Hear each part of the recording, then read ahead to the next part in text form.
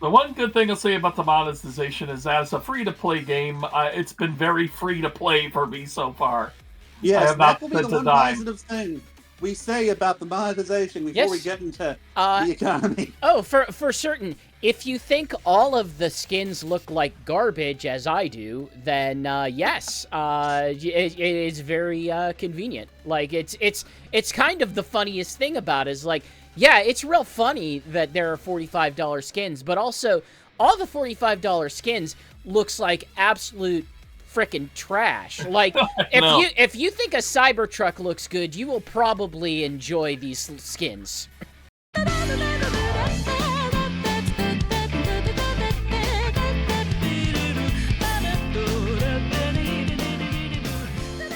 Hello and welcome to episode 140 of the Sonic Talk podcast. I am your host, Knuckles87, and with me today is GX. I had an AI job interview today, which is to say a job interview that was conducted by an AI agent. And that sounds awesome. It was extremely off-putting in every way. Did the AI gain sentience?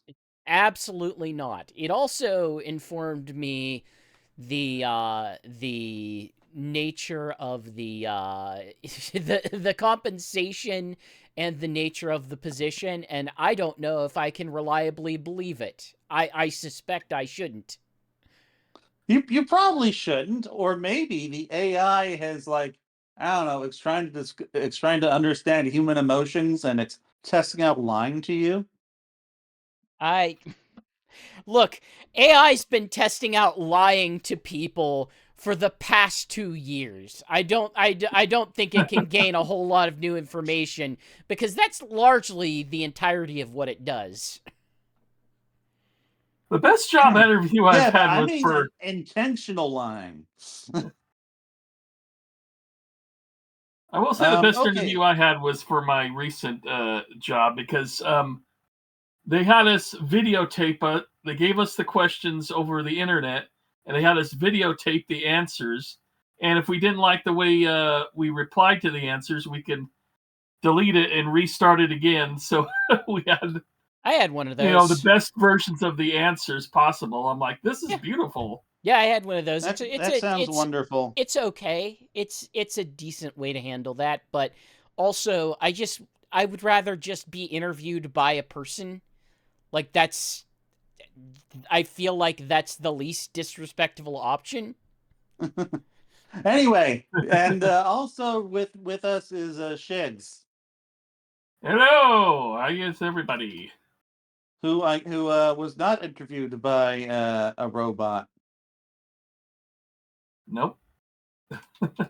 No, he has an Atari in his pocket. Well, what else would someone have in their pocket, GX? Not an Atari. So, well, if you're a middle-aged gamer. So, yeah, I have a... I am middle-aged, dang it. Don't hit middle-aged until you're like 45 or something. Isn't that how it works? I don't know. I'm approaching 40. I'm going to be 40 but next year. But regardless, I have a Sega Nomad in my pocket. That sounds like a nightmare. Why would you do that to your pocket? Because Sega Nomads are awesome. They are absolutely not. I say that as someone who owned one. I had one as a older kid in 2000, and I played that more than my GBA. I was also a loser as a child. I also owned one. Hey, you shut up. And let Shig speak, because we're doing what we've been playing. And I had that was quick. Yeah, so I got the Atari Gamestation Go, which is kind of a portable version of their game.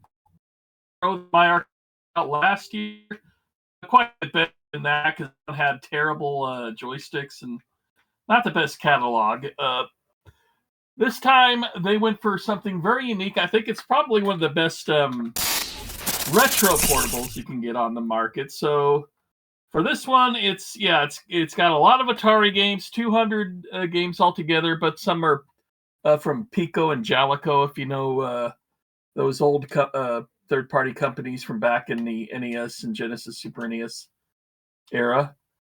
But the Atari selection is 2,600 games, 5,200, 7,800. They're pretty much their entire arcade lineup you get on this as well. Damn.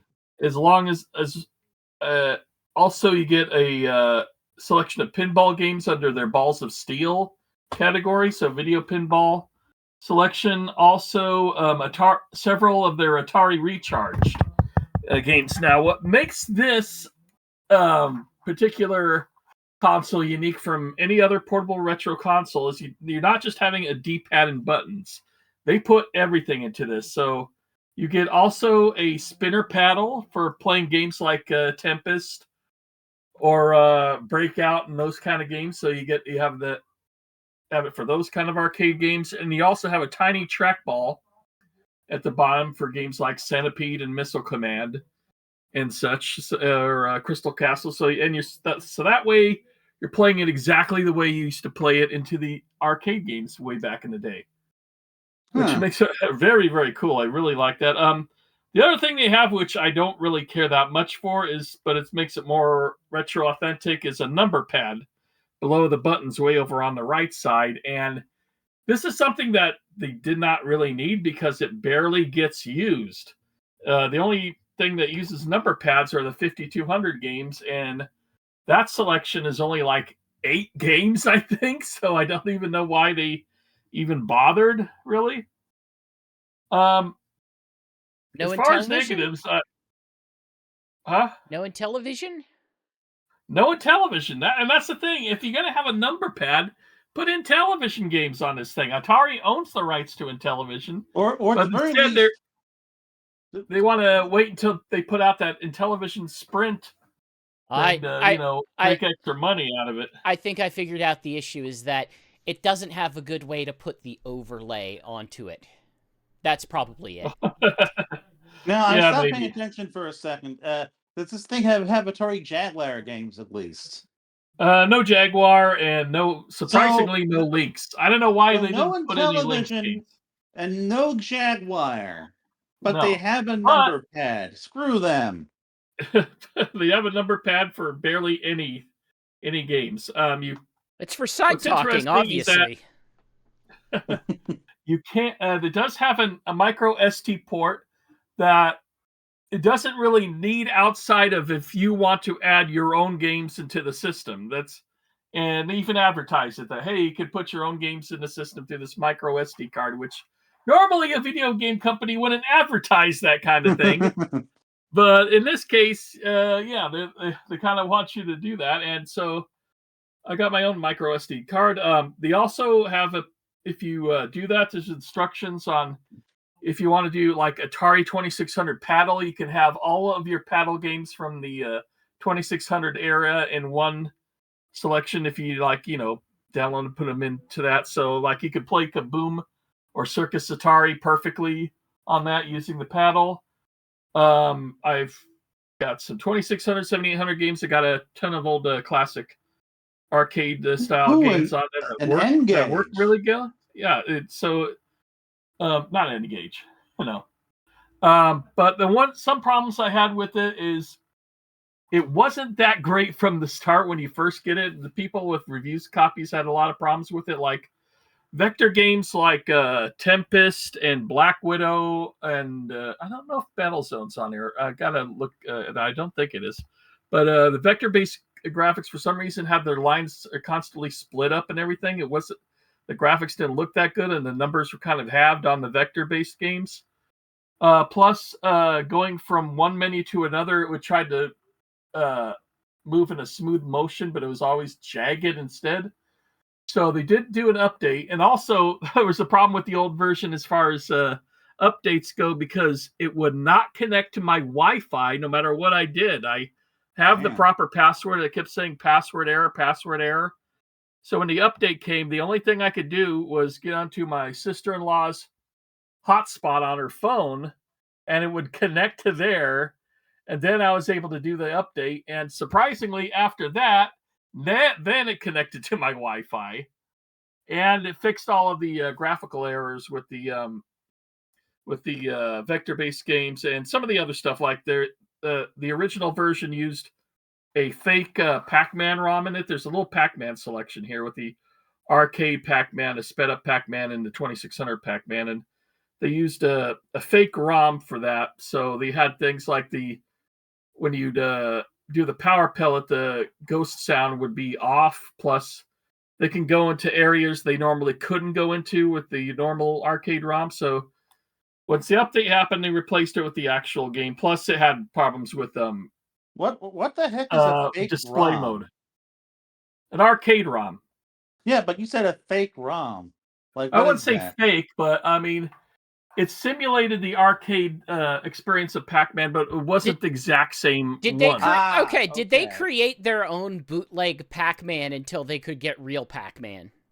No, they had real Pac-Man for this, but I don't know why they had this other version that was an arcade style ROM. It even used credits and stuff because there's a credit button on here for the arcade games where you just press those. Okay.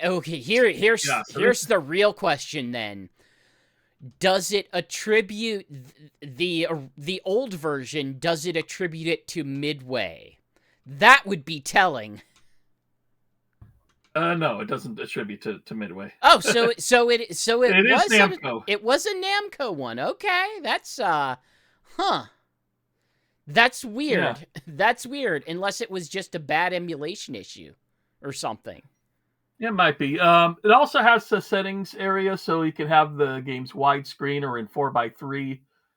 Or it doesn't do the Tate mode quite right. It doesn't do a Tate mode at all, but I mean like when it goes a little squeezed in more than 4:3, it doesn't quite do that right, but it gets very close to that.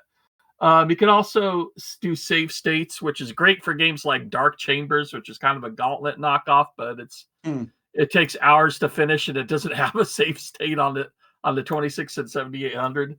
So having a save state on that is that. And plus, in the arcade games, it seems to save your high scores, which is very nice. So overall, I mean, I will say the other negative is the buttons for it has L and R buttons and L and R triggers, and it has 4 buttons on the front, but those buttons, I don't know if you can hear that, are very clacky. Very clacky. I tried to play it while watching TV with my brother and sister-in-law, and they couldn't stand the clacky noise coming out from the buttons. So I just kind of had to put that away. But I mean, other than that, as far as a retro console goes, you're getting a nice selection. You're getting to be able to use the original controllers. Oh, the screen is as big as like I'd say the Steam Deck and Switch 2 screens. I think it's 7-inch. So it's a really nice big screen for $178. I think if you're a retro gamer who's into this kind of stuff, I think you'll get a good have a good time with it. Just make sure to update it. How do I put RetroArch on it?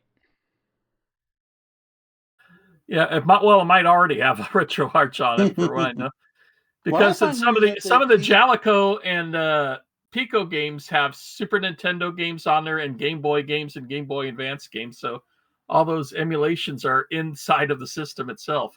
Jeez. What I find weird is that they keep putting their bad Pac-Man port and everything now.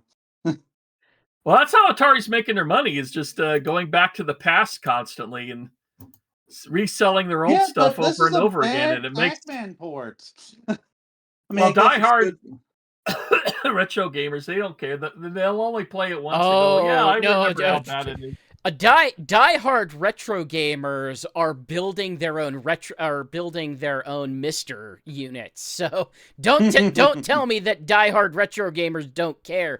Diehard retro gamers don't have time for this bullcrap.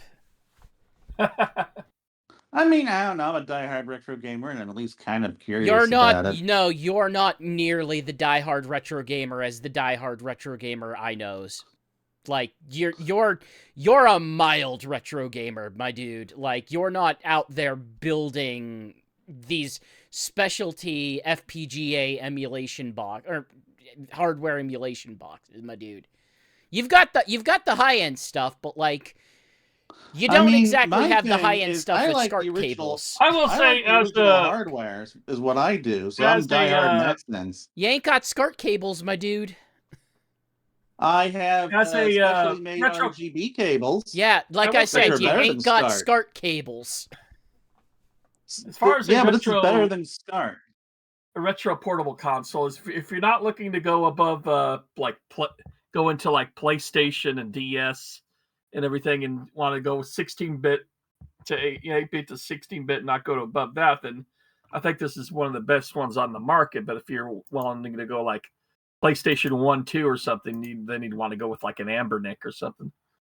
But outside of that, I think I'm really enjoying this one. But like I got the HD Retrovision component cables, which is like SCART, except it'll actually plug into US televisions. You're But telling me anyway. you didn't import a specialized TV? No. Well, I'm Because I sorry. don't need to. Well, I'm sorry. Because component cables do the same job. Then you're not quite the retro gamer that you claim to be, are you? In any case, let's move on to you, GX. You've been crafting some mines or something? Yeah, I'll keep this quick because nobody needs me to go on and on about this. I basically, hey, my name is GX. I have a problem. That problem is called Minecraft. I have been playing a deeply problematic amount of Minecraft over the past 2-ish weeks.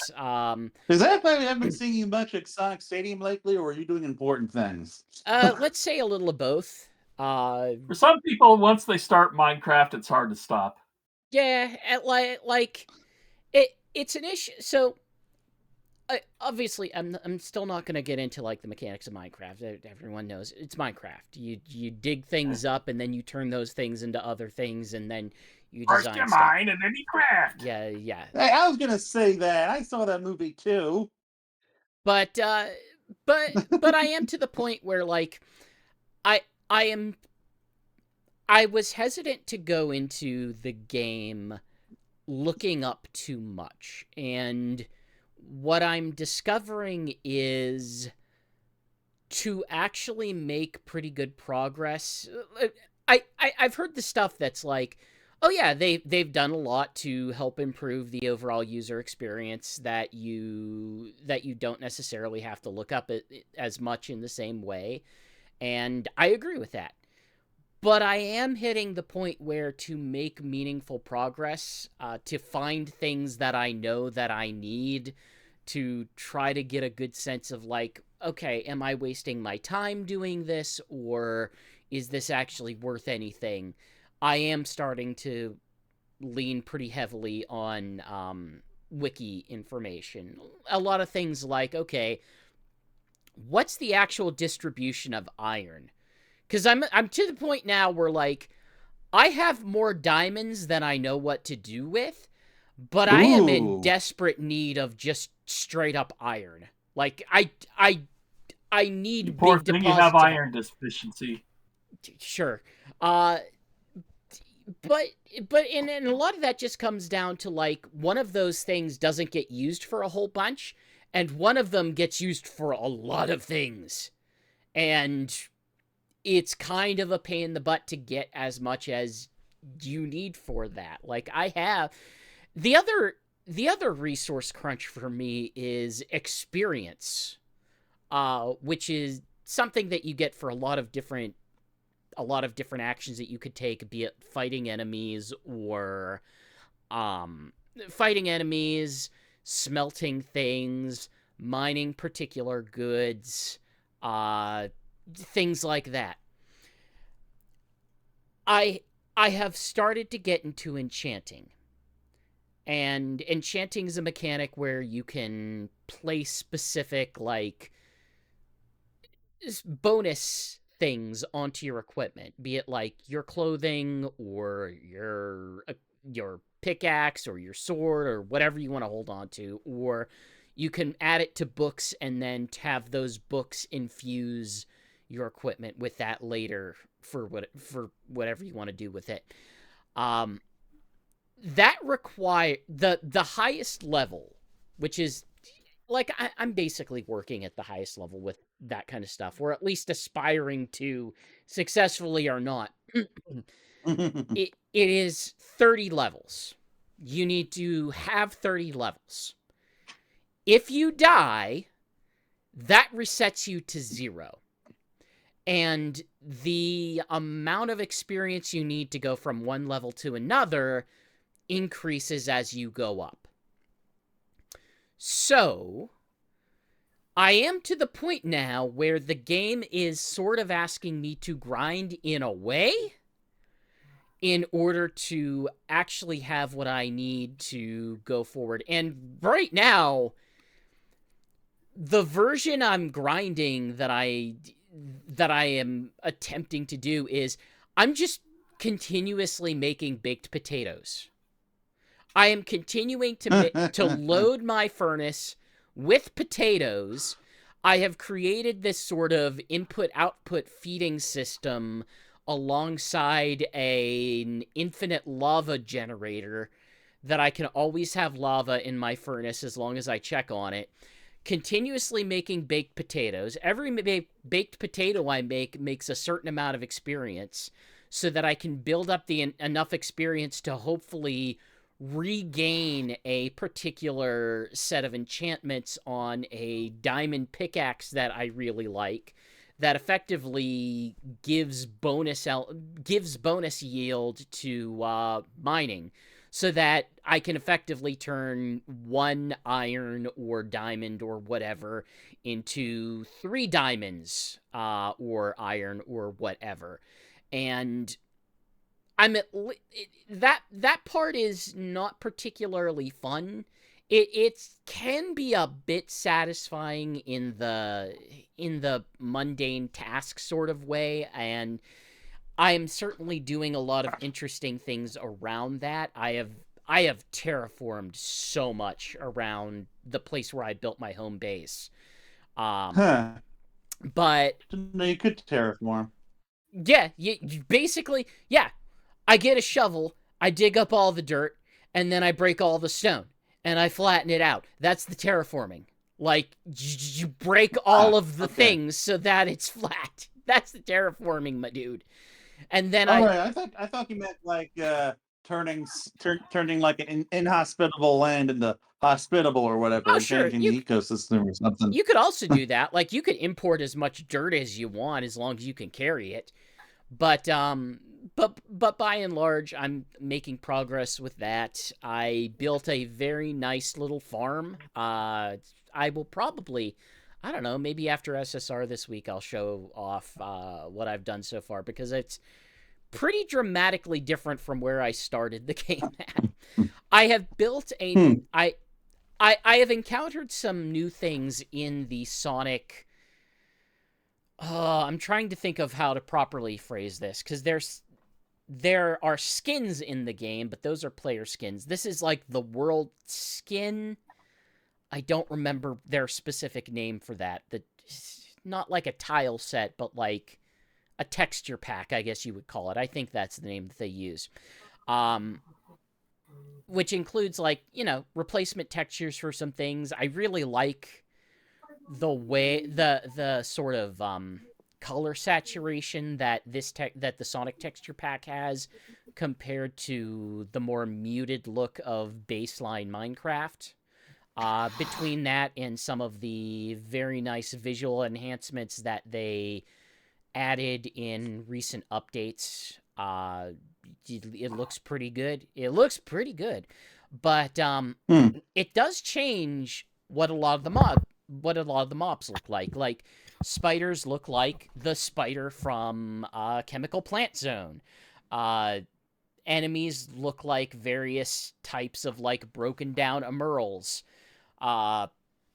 There's a bunch of egg pawn, like, the witches are just egg pawns. And they're like, I think I didn't know Minecraft had witches.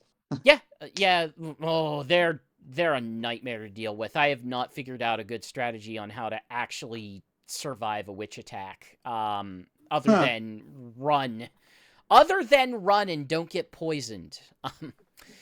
You can't just attack them with a sword and kill them? You could try, but they're probably gonna kill you. There's a good chance they'll probably kill you unless you have really good, I don't know, some sort of resistance to poison, I guess. But one of the newest things that I found was they have replaced some villagers with different models that are kind of fitting with the Sonic universe. Most of the ones that were around my area were just different kinds of hedgehogs. And they have like different colors and their visuals change and their like clothing changes based on what jobs they have. But then I recently discovered a small village of anthropomorphic rabbit people that are a little bit farther south of me. So Creamspulk. Maybe. And there was one that really confused me for a bit because, like I said, I built a nether portal in my house and I haven't actually used it yet because I thought that would be a fun thing to do on stream. And then suddenly one evening while I was playing, there was a zombie echidna that was just sort of wandering about my house. That was like, oh my god! I don't. Why are you here? What are you doing? And he wasn't aggressive to me. He was just sort of like wandering around and sticking around in there. And then eventually, hey man, nice digs. Yeah, eventually he despawned, but like I couldn't figure out what it was, but I vaguely remembered something about like, hey, zombies from Nether could spawn at the portal on very rare occasions, and Reef, who knows Minecraft a bit better than me, kind of figured that out faster than I could. But I'm guessing Nether zombies might be echidnas, which thematically would be appropriate to like a Sonic Chronicles, I guess. And also Archie Sonic, because they're all zombies now. They're all dead. All those echidnas got sent to the to the Twilight Cage / Twilight Zone. Something like that. But it's interesting. It's been an interesting experience. I probably will continue to play it. I had a major frustration with it for the past week or so because the latest update they pushed broke mouse bounding. So your mouse, while you are in your first-person mouse movement, the mouse itself could escape the window if you click away. And as a real-time game running off of a home server for me, that's a problem because it doesn't pause. It'll go into menus, but it doesn't pause. So I guess look forward to that on Friday if I have time and energy. That's why I like to use controllers.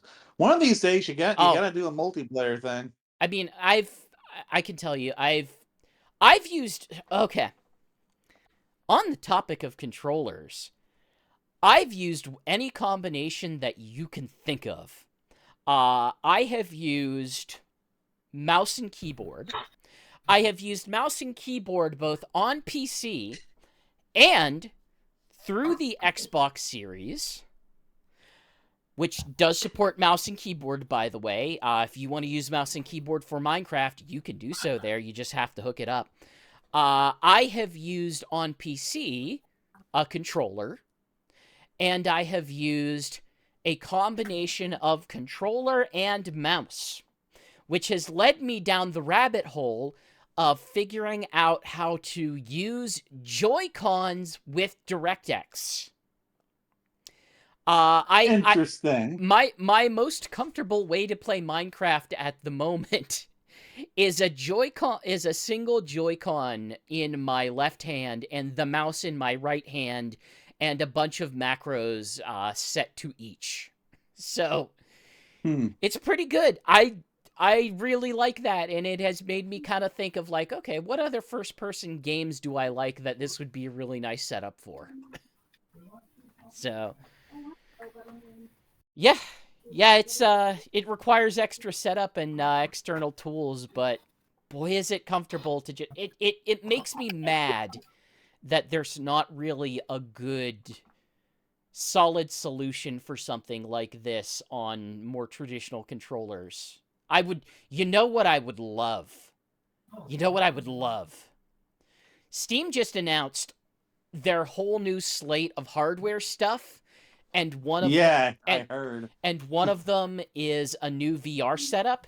If I could connect one of the VR controllers to PC and just use the VR controllers as regular controllers, oh, that would be so good. Especially if you could use mouse pointer with them. Oh, I'm just making myself excited for things that I cannot possibly afford. Yeah, it's like I'm kind of excited for that Steam machine, but I'm also worried about the price. Oh, they all look good. I want the controller, I want the Steam machine, I want the VR set. It all looks so good. I'm not worried because I don't need it, but if it's cheap enough, I would probably get it. You know what sold me on the VR headset?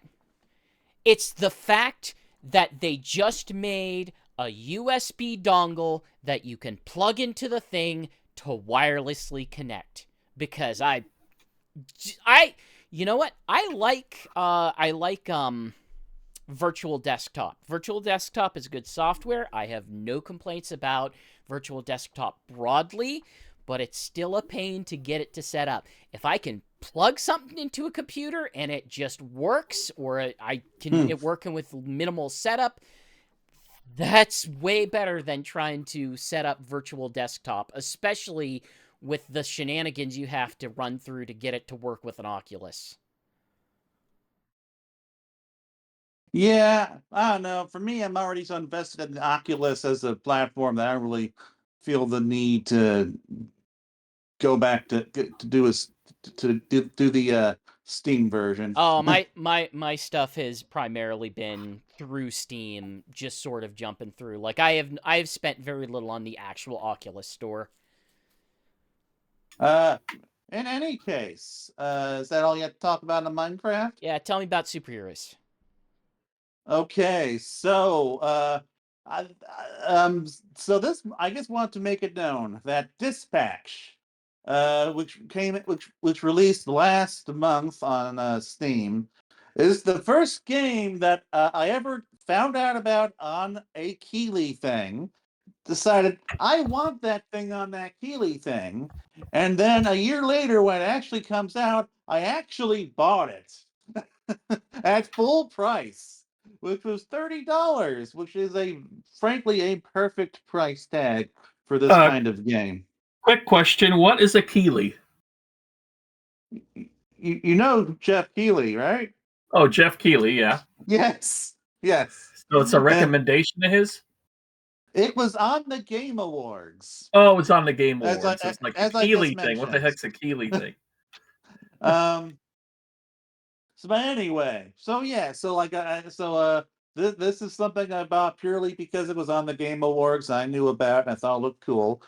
But all right, so this is basically this is basically from Telltale. Like the Telltale people back with as a new developer called Ad Hoc, along with some people from Ubisoft and stuff. Which actually I did not know this at the time. It was only when I started playing the game I realized, man, this really feels like a Telltale game. So I decided to finally just look it up and discover, oh hey, yes, I see now. This is the Telltale people. And also, as we just saw in the trailer, this is also the Critical Role people, which the writing does scream Critical Role, which for me is good because I like their. I'm a fan of the Amazon Prime show. What's it called? The Critical Role show. I can't remember it, and apparently no one else can. But yeah, I have no clue what you're talking about. I don't follow Critical Role. Well, Critical Role is like this RPG. No, I am aware of what it is. I don't follow it though. But anyway,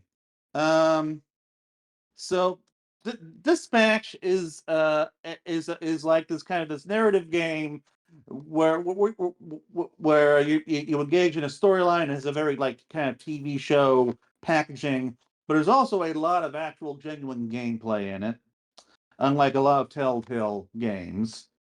Where you play the role of Mecha-Man, aka Robert Robertson, who at the very start of the game, the first episode, because this is an episodic game, loses his mechanical suit. He's effectively like Iron Man, except poor because he spent all of his money just upkeeping the suit, and but by the time we get to the game, he's poor. The suit just got destroyed, and like as far as he knows, like his life as a superhero is effectively over.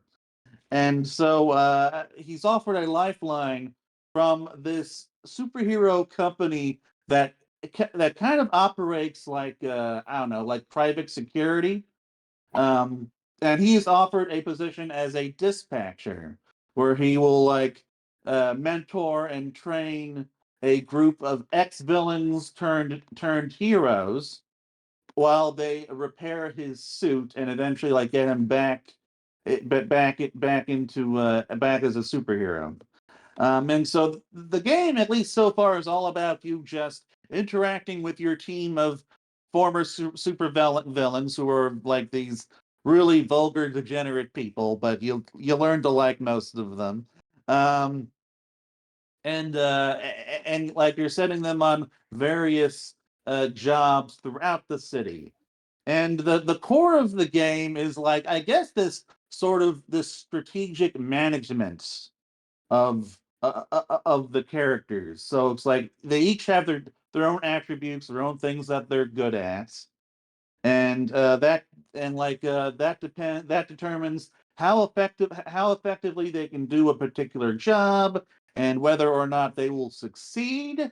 Like whenever you send them on a job, there will be there are like I think 5 different attributes that each hero has that will affect that, and it's like if the job requires certain attributes and they only like partially cover them, then you'll have like a 30% chance of it actually succeeding. And at the end of the mission, it'll send like this blue ball into this overlap between the your hero's attributes and the job's attributes, and whether or not it lands within the overlapping part will determine whether or not it's successful. So there's a certain level of RNG, but there's also very strategic, because like it's possible to get like 100% of the job within the hero's attributes and just instantly succeed. Do you Um, feel like you still have to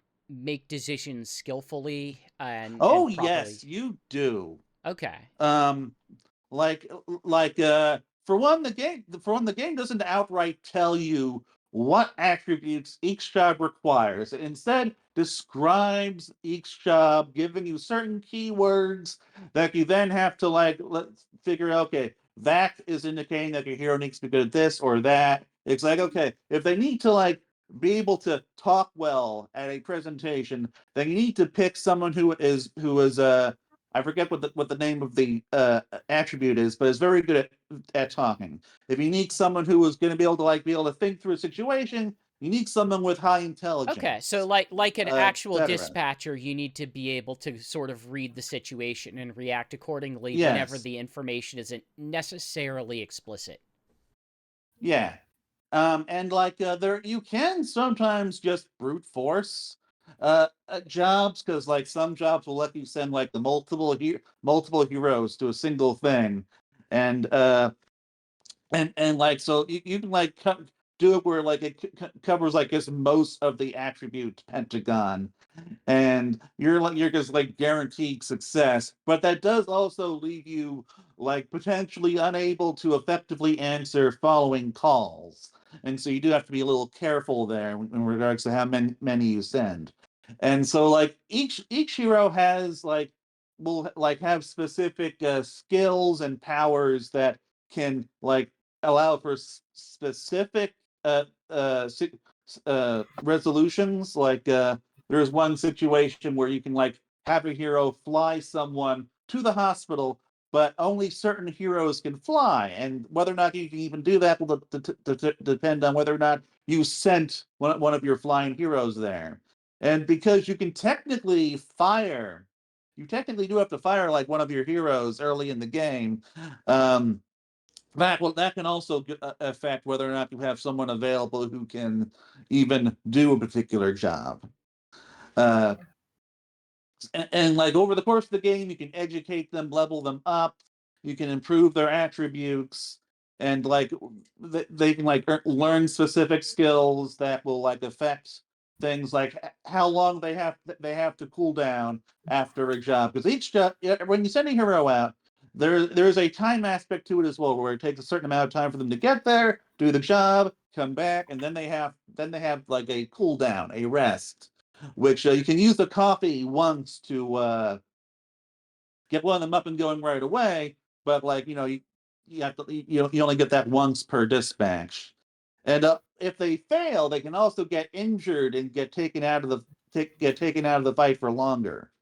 So like it's a very complex and surprisingly satisfying core game, which like I think my main issue with Telltale is that they do kind of feel like just glorified like shows often, Narrative like they first, very game often do second. not have, yeah, they very often do not have like gameplay, but this has a lot of gameplay. So how And so in addition to so how do you feel that gameplay, or are there significant connections between the gameplay aspect of it and the way that the narrative itself progresses? Yeah, like a lot of the narrative will actually happen over the course of your dispatch. It never stops, and like the characters will have like certain quibs and interactions and stuff while you're sending them out. Now, as I understand it, like it can potentially like you can like potentially like uh, get certain scenes if you like I don't know dispatch them out on bag jobs or something. But I haven't encountered that, so maybe that's not in the game. I don't know. But at the very least, like the storyline does continue over the course of the dispatch, and like they and like even like plot relevant things will happen over the course of it, like and that will lead directly into story sequences in the game. Um, so in addition to the dispatch, there's also hacking mini games, which Robert Robertson does because he's the mecha man, so he does tech stuff. Um, and so it's kind of like these simplistic puzzles that do get more complex over the course of the game.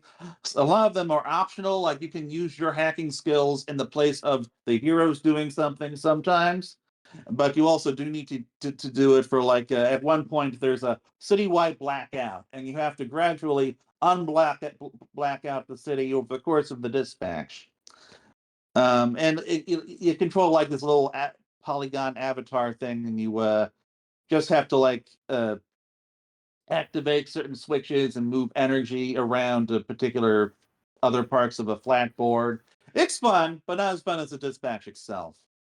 But yeah, so that is the game, and the final episodes just came out today.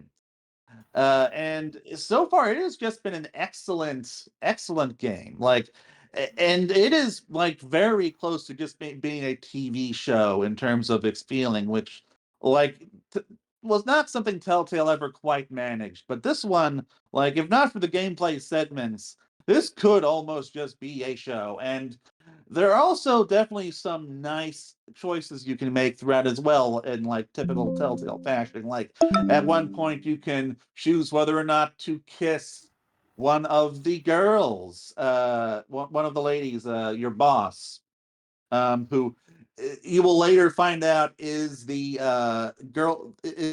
soon-to-be ex-girlfriend of this world's version of Superman slash Omni-Man, because he has a mustache. And she like breaks up with him right afterwards, no matter well, regardless of whether or not you kiss him or not. But if you did choose to, can lead to certain interesting things. And later on, you get to choose between going to dinner with her or going to a movie with I guess the other love interest in this thing, which is the one of the people you dispatch, Invisigirl, who went by Invisibitch when she was a supervillain. But anyway, but this yeah, this has a this is a very adult game as well. Like there is It is rated a M. lot of nudity. Yes. So I would say this does kind of feel like it's very heavily influenced by Invincible, but it is not like remotely as gory. But like I don't know, the art style and the writing stuff kind of feel reminiscent of it.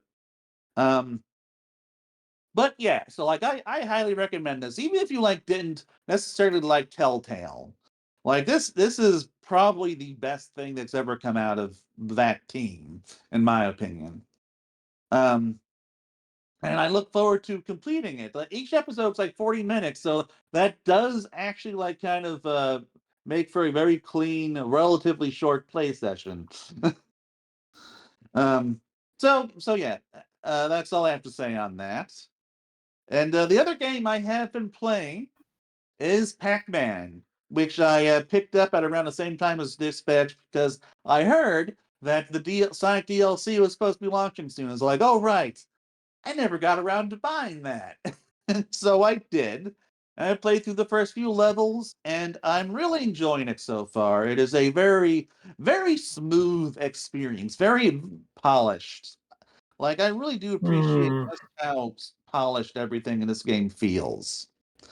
Um, I don't think, and I don't think that quite carries over to the Sonic DLC, but that might in part be because it kind of feels like I'm jumping from the early game to late game content You definitely when I are. move over to that. Yeah, you And absolutely are doing exactly that.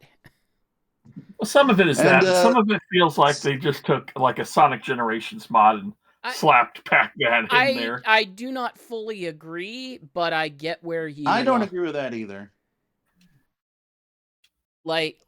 I But will yeah, tell you so visually, this is very much a Green Hill in the style of a Sonic Frontiers more than Generation, though I understand that the difference between that might be a little bit too nuanced to really to really emphasize, but I don't know. I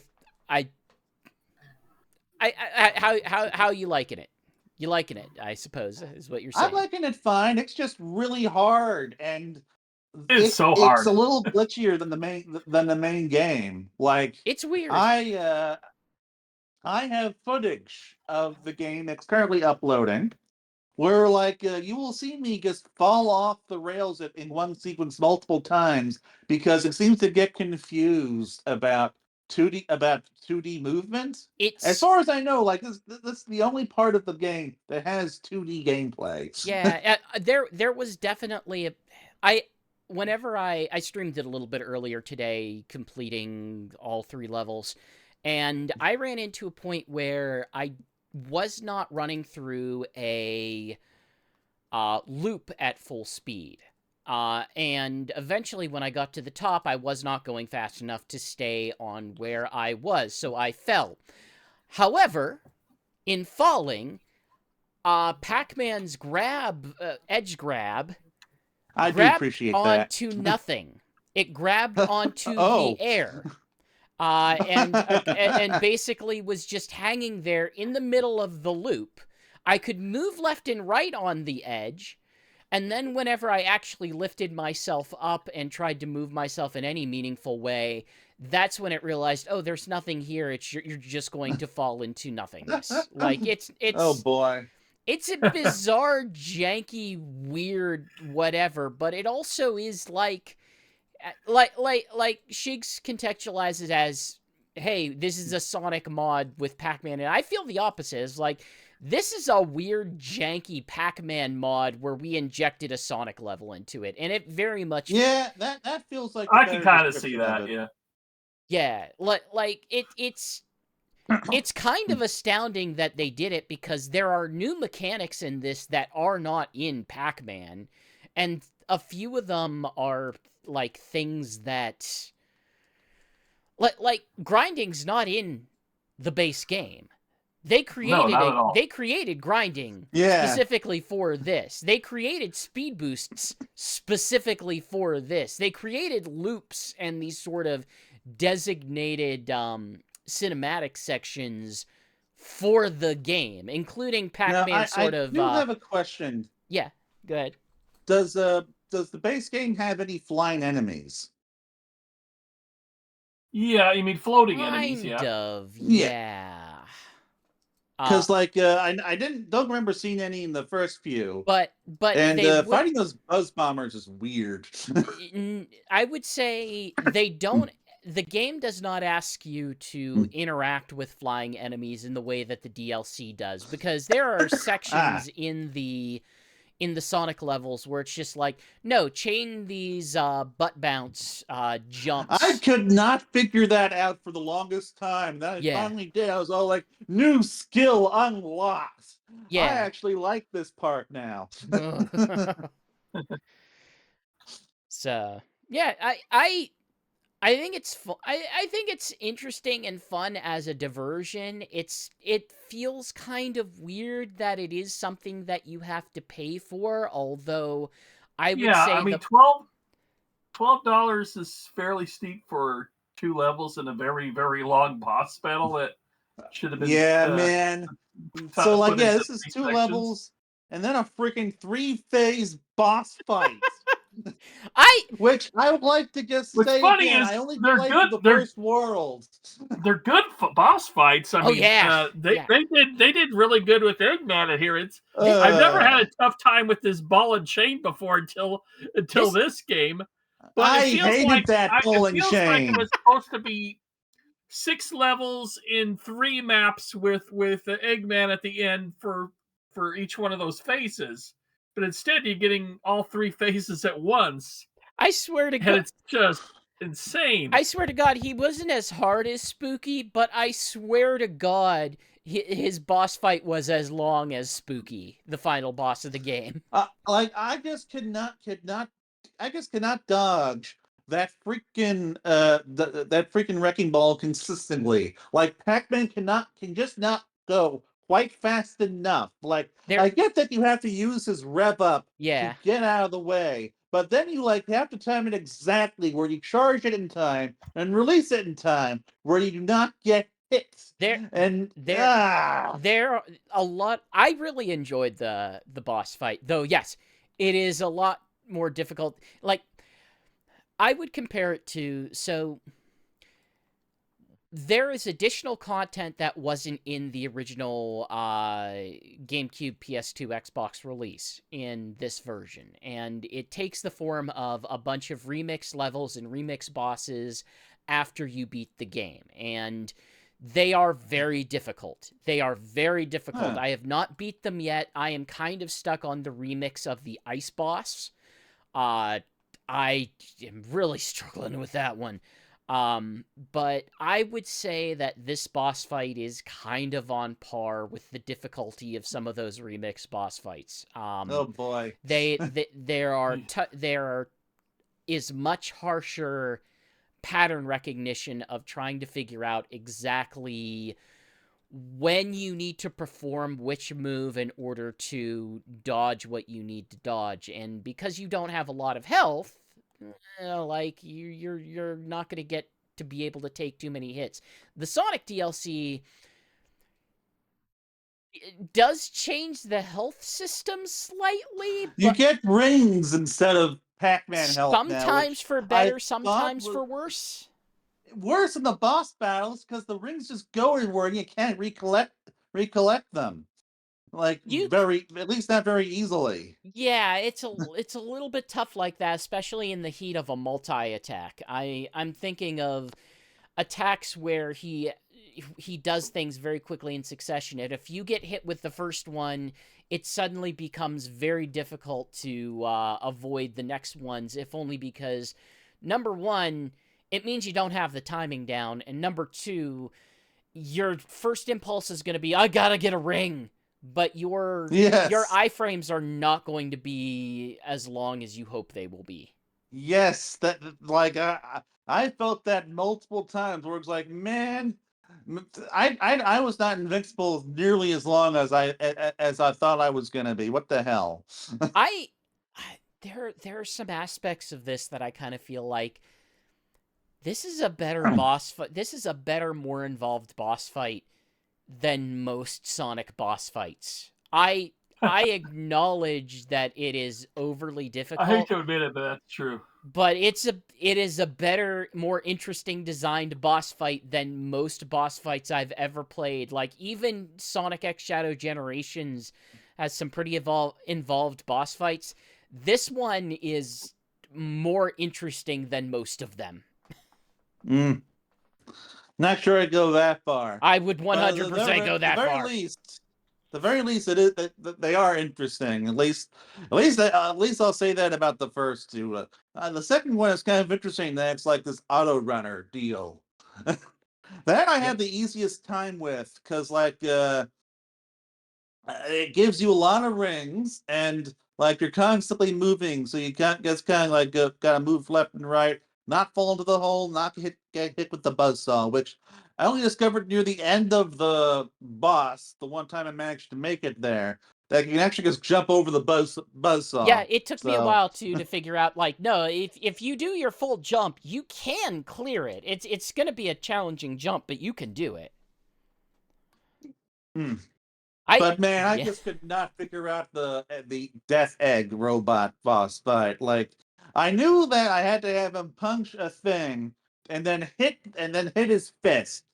But like, I could not get him to do it consistently. I kept falling down to the lower levels. Oh, so sometimes the lower levels are actually a good strategy. Just if there's something that you don't think you can manage, like you will give up an attack or a chance to counterattack, but there are a handful of circumstances where it is just more useful. Yeah, like some of those lasers where I think, oh, I should be able to jump that easily, and it somehow still gets me. I found for the lasers, my strategy has been to leap slightly towards the screen enough so that I'm not actually on the platform, but make sure I'm moving back towards the platform by the time I'm hitting my descent. So I'm kind of jumping out of the play space and then jumping out of the play space, but then back into it by the time I land. Like that's kind of why I enjoyed it so much, is because I felt like I was developing strategies. I felt like I had to figure out how I'm supposed to engage with these bosses' patterns. And that's something that I don't think Sonic asks you to do very often. I think it's often pretty spelled out because you either just avoid things and then do a homing attack on the thing that you're supposed to do. This one, like, it has complex patterns. It's trying to ask you to, like, deal with them, figure out how they go. And I probably died about 25 times before I was able to actually get through the third phase. And it's extremely intimidating that there is a no death mission for this one that seems insurmountable. I remember seeing that and thinking, yeah, I can do that one boss fight without dying, I'm sure. And then the second phase started, and I started cursing. Because here I am, I'm trying to record this footage for YouTube today. Because I got other some things of those missions to do. I just gave up on. I just couldn't. And like, and then I beat that. Either that or time to turn on fairy mode. I cursed again. But in any case, I am having fun with it. It's interesting. I guess feels a little jankier than the main game, a little glitchier, a little messier in its design. But then again, it's also significantly more difficult, and I think those things can often go hand in hand. I'm not 100% sure if that's enough content to be worth $12. I definitely think it adds enough content to be worth the extra $10. The boss fight sure as hell does. Like we're talking about two whole levels and a 3-phase boss, and of course the skin with its own little special effects, sound effects. I think it's fine. Do we have anything else to say on it? Anybody placing the statues around your village? I The Oh, Sonic one? right. I should do that. No, I have not yet. I have not. That's I one have thing I not. really like about this game is the little gachapon machine is cute.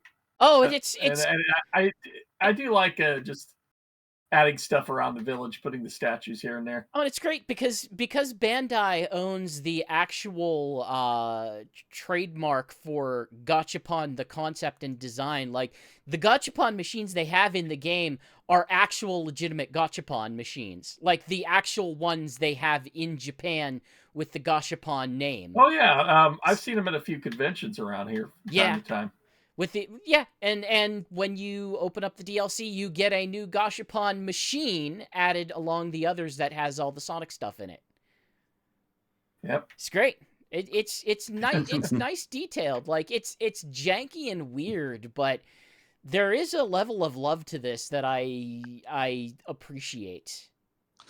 I am looking forward to just sitting back and playing the regular game now. Yeah, I hope. Yeah, I think you'll enjoy it. Yeah. So moving on to Sonic Racing CrossWorlds news.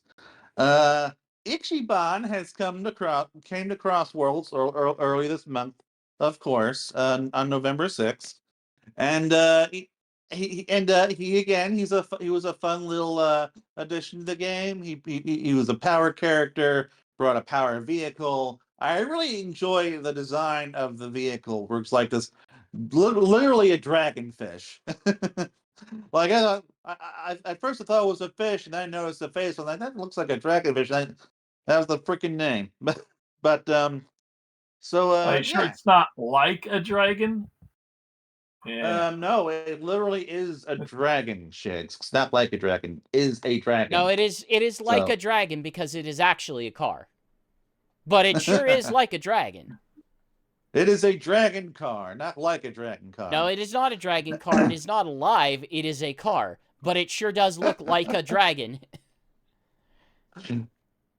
Now, you see, it's a car that is shaped like a dragon, therefore it is a right. It is like a dragon. I think, like, what are we doing? The first base gag here?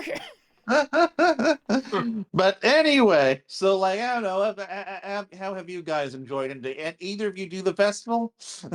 I missed the festival entirely because I was busy with Sonic Rumble for that, and understandable. To be honest, I just started playing him like 15 minutes ago for the first time.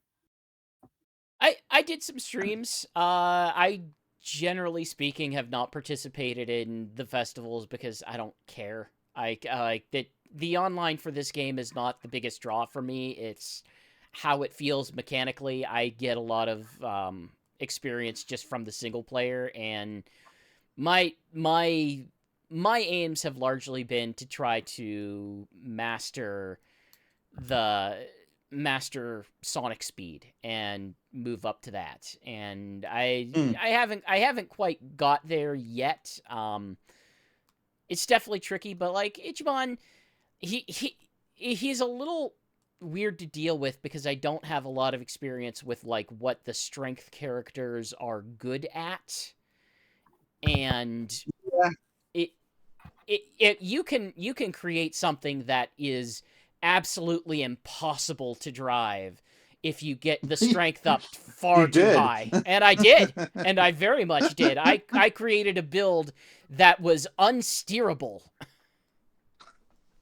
I will say his initial stats, if you get the Ichiban and the Dragon cars, initial stats are pretty balanced. They're like right in the middle, almost every stat in there. Power's a little higher than the others, but otherwise it's a fairly good stats for the driver car. For power vehicle and car, I was having a surprisingly decent time with him, but I thought his specialties were power and boost. Like I thought a lot of the power ones are like boost heavy. Like that's their secondary I wouldn't know.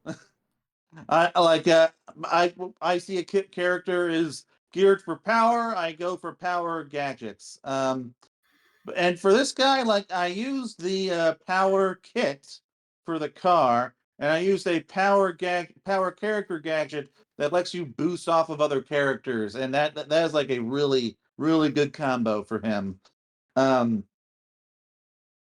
and it's something I really enjoyed the gameplay rules we had for this festival. Like I did, of course, I streamed the festival.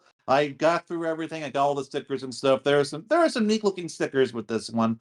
Um, I've never played his game, so I don't know like what stuff it might be referencing. But like there's stuff like a dragon cart sticker and the fish dragon sticker. But for the rule sets at the festival, there was collision boost, where you get points every time you collide into someone and boost off of them. And then there's also shootout, where you have to, which is returning from a previous festival, where you have to like just hit people with items, and the gameplay is very geared towards items in that. And again, these were very fun rule sets. I really enjoyed seeing shootout return. Really, again, makes me wish that this game had like some kind of battle mode, because when it really goes heavy on the attack items, it can get pretty fun. um, but that's all I have to say about Ichiban. Oh yeah, and the music selection is very slim for him. It's like Yeah, 2 songs. yeah, that's unfortunate. Like it's Like a Dragon's music isn't quite as iconic as like Persona. Like if you want a bunch of music tracks, you probably want the Persona tracks, but also there are some good music tracks in the Like a Dragon series. It seems solid. You were playing some during your stream, Well, and I was like, "Oh wow!" I will I tell. didn't know there were these good J-pop Well, vocal songs in Yakuza. you didn't know that Yakuza had a lot of karaoke? Like it has a lot of I never karaoke. touched the karaoke. Oh yeah, it's whenever I got a play lot. these. Yeah, everything, like even the spin-offs have the karaoke. But the thing that's got me a bit interested in it is I think this is going to be the space where I'm actually going to start looking into mods, because I can tell you I am itching to maybe start injecting some audio mods. There's already been a couple that add voice clips for him. Are you itching to are you itching to give Ichiban some voiceover? Sure. It's the bigger question is like, okay, which pack do I use, and do I go for the Japanese voice or do I go for the English voice? So English. I don't know. English. Actually, I'm tempted to go with the Japanese voice. There are a lot of games that I will absolutely go for the dub for. It feels like Yakuza might be a game that would be better with the original Japanese. Well, Yakuza didn't even have a dub for a long time. No, it had a dub initially, and then it went out. Yeah, for the first 2 games, and Yeah. then it went, and then those games flopped hard. They overspent dramatically on their dub before their game had a real like audience, and then once it finally figured out, it took. Actually, no, it was just the first game that had a dub. Yeah. Everything after that was subtitle only. Then they realized, oh wait, we don't really need that too much. And then eventually, once it started, they eventually brought it back, and they just have their normal voice actors. And now they're going back and dubbing old games. Oh, good. That's nice. Yeah, well, that's like for the remasters. Well, the Switch 2 version of Yakuza 0 has a new dub, and the only thing I've really heard about it is that the voice acting / performance for Kiryu is not particularly good. So, well, that's unfortunate. Yeah, I guess I couldn't get back the old guy. I don't even remember who did. I guess no, Mark Hamill was in the first game. That's all I know. In the original first game, yeah. Yeah, original first game. I think he was Majima, wasn't he? I don't remember. I just know he was in it, and it was. I don't remember the role though. I beat that game though. That's the only Yakuza game I've ever actually beaten. I thought it was okay. It So was rough to start with. So yeah, it took Yakuza a few games to get going. and now they're remaking 3, so you can go up to at least 4 without having to play those really old ones. Although they have re-released 3 in other formats. Oh God, they've re-released those time and again. It seems like. No, in modern, I don't know about that. Like you've got so if you wanted to play the whole series, you've got 0 as the initial. Then you've got Kiwami for if you need to play the first one, which is an abbreviated version of the first.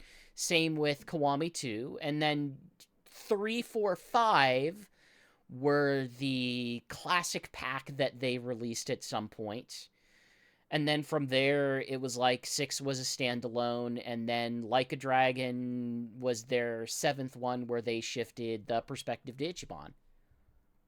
Yes, but did we ever get Ryogaku Taku Kenzen? No, we did not. That's still a PSP Japanese exclusive. Yeah, I mean, look, we got a remake of Ishen. I think that's the best. Like, I am not gonna be the one to sit here and ask like, no, we need Yakuza of the Dead remade. No, we need that. No, like, no, we don't. We absolutely. I was gonna say, I wonder if they're ever going to bring back Port Yakuza Dead Souls. Look, I have no clue. They're letting people make Yakuza content for Roblox. Like, what are we even doing in this series? What is even I don't happening? know.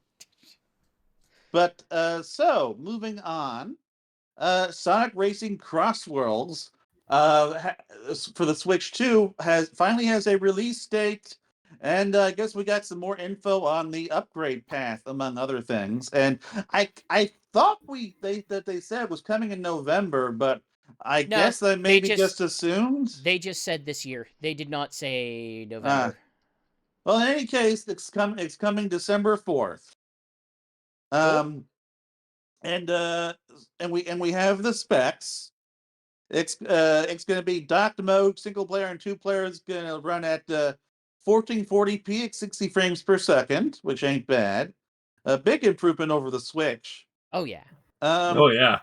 Docked mode, 4-player split screen, 1440p at 30 frames. Handheld mode will be 1080p at 60 frames per second, and I guess it's possible to do handheld mode in 4-player because that will run at 1080p at 30 frames. So, man, yeah, this does sound pretty good.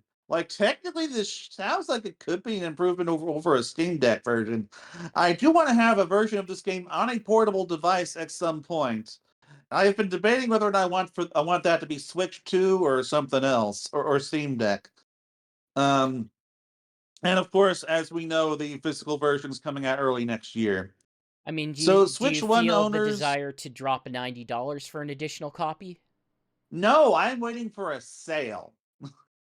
No. Like that's one reason why I don't just have it on. I got Steam my Deck Xbox already. One. I'm happy. Xbox version, I should say, and I'm happy till You know they what? get the sales going down on it.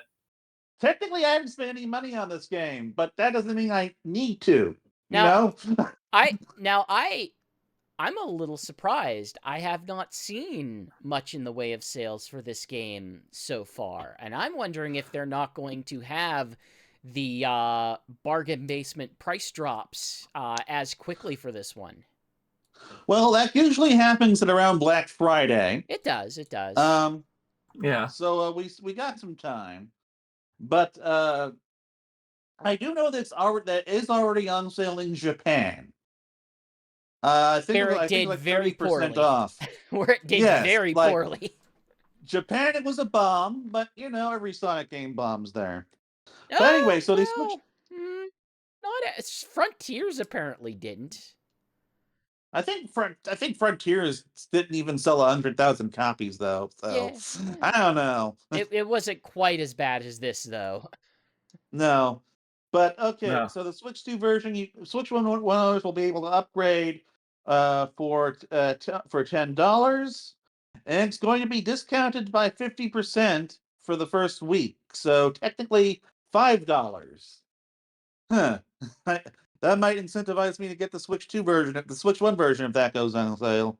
Or maybe I could use one of my certificates, vouchers for it. Is Get this it a for voucher? 50. Is this a voucher game? Because only voucher games Uh, are applicable to I vouchers. think it is. I think that's why I was considering it. I'd have to look into it to That confirm. would be weird if it was, but it wouldn't be the first third-party game to be.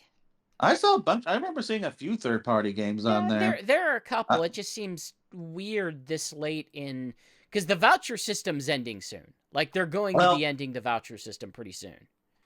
well, I don't know. I'll look. I guess I'll look into it at some point. Maybe I'm wrong. Um, but in any case, so I don't know. What do y'all think about this? I don't know. I'm not buying it on Switch 2. I own it on PC. Shigs, you own it on Switch, don't you? What? CrossWorlds? No. Yeah. No, I Oh, only okay. own it on Xbox. I do not All own a right. Switch version. I tried the Switch demo to try it out, but no, I do not own any other version outside of the Xbox. I will own it for Okay. Steam Machine. If the Steam Deck version goes like at a really big sale during Black Friday week, then I might do it then to still have a portable version. But Yeah, outside of like that, that's what I'm thinking too. But I'm we'll not buying see. anything right now. I will Mm. tell you ahead of time, you're gonna want to mess with the Steam Deck settings because the ones that it auto set to were kind of grungy. Oh, I already tested That it with does the not demo, surprise and me. When I tried the open network test on the Steam Deck, it just set it on the lowest settings possible. It was Oh yeah. that's why bad. until Sonic Yeah. Rumble, I barely touched my Steam Deck because I hate having a game where I'm constantly having to adjust But the settings to where I really, really want it to be but I instead will of like.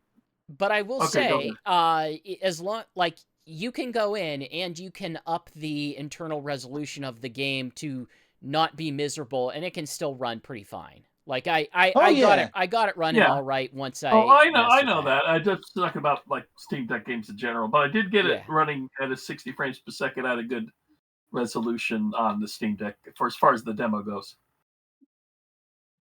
So now this makes me very happy, of course, Yeah, no because kidding. we finally got a bunch Oh yeah. of the free SEGA DLC announcements.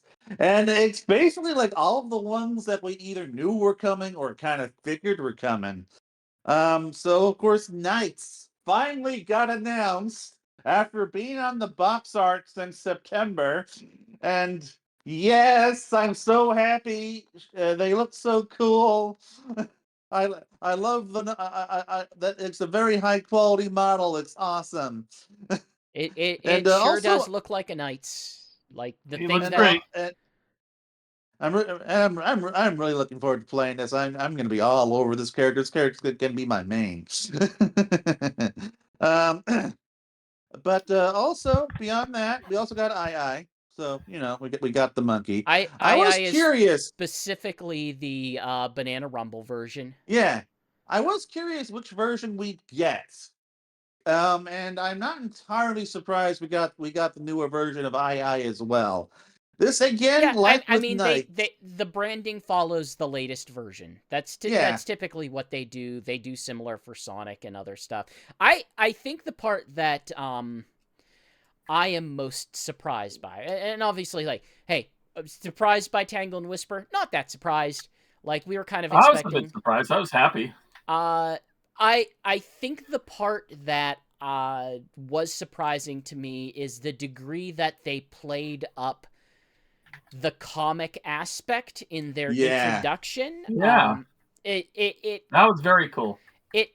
I would say it's the kind of thing that makes me wary that like we may not yet be looking at the perfect amalgamation of the world of the comic and the world of Sonic as he is portrayed in games if they are going to play up that these are the comic characters. They come from the comics. That maybe there's not as strong of a unification as... this is And also they what kind we're of seeing in have the to, because merchandise. there's going to be a lot of people who don't know Yeah. who they are or where they're Sure. from. So as having the comic book aspect makes sense. Like you kind of got to link them to the comic book for the people who don't know about the comic books. But I'm thinking so of that they know where they're coming from. But I'm thinking of it in terms of like, okay, okay, I'm mostly saying that within the context of the reaction to these characters and the way that people are kind of taking this as like, oh, they're finally doing the comic stuff in the games, and my response is like, slow your roll. I don't think we're talking about the big unified thing yet. I think we're talking... Technically, the comic book labeling was only in the American version of the trailer, not the original Japanese version. Sure, but that's still part of their marketing. That still speaks to how they are orienting the branding for this.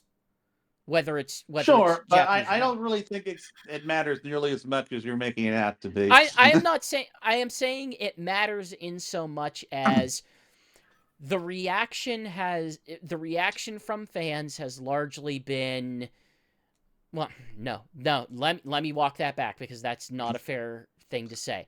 The reaction of people that I have been exposed to have attempted to on Blue Sky have attempted to assert that this is part of a unification project between the two arms of the brand, and I do not think that this is what this represents yet. I would the lore master for Sonic from Sega did say that these characters are just as canon as any other Sonic character. That does not mean anything until they use it in a narrative context. Until they use them in a narrative context, then it does not matter what they say, because they're not using it in a narrative context. I kind of feel like you're just raising the bar again. I'm not raising the bar again.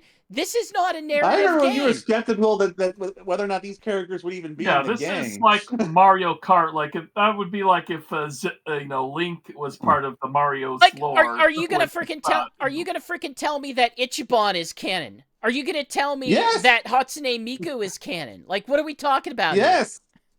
Yes, they are all canon. Not they all are crossing over. Okay, SpongeBob's canon. SpongeBob's canon to Sonic. Position here. Exactly.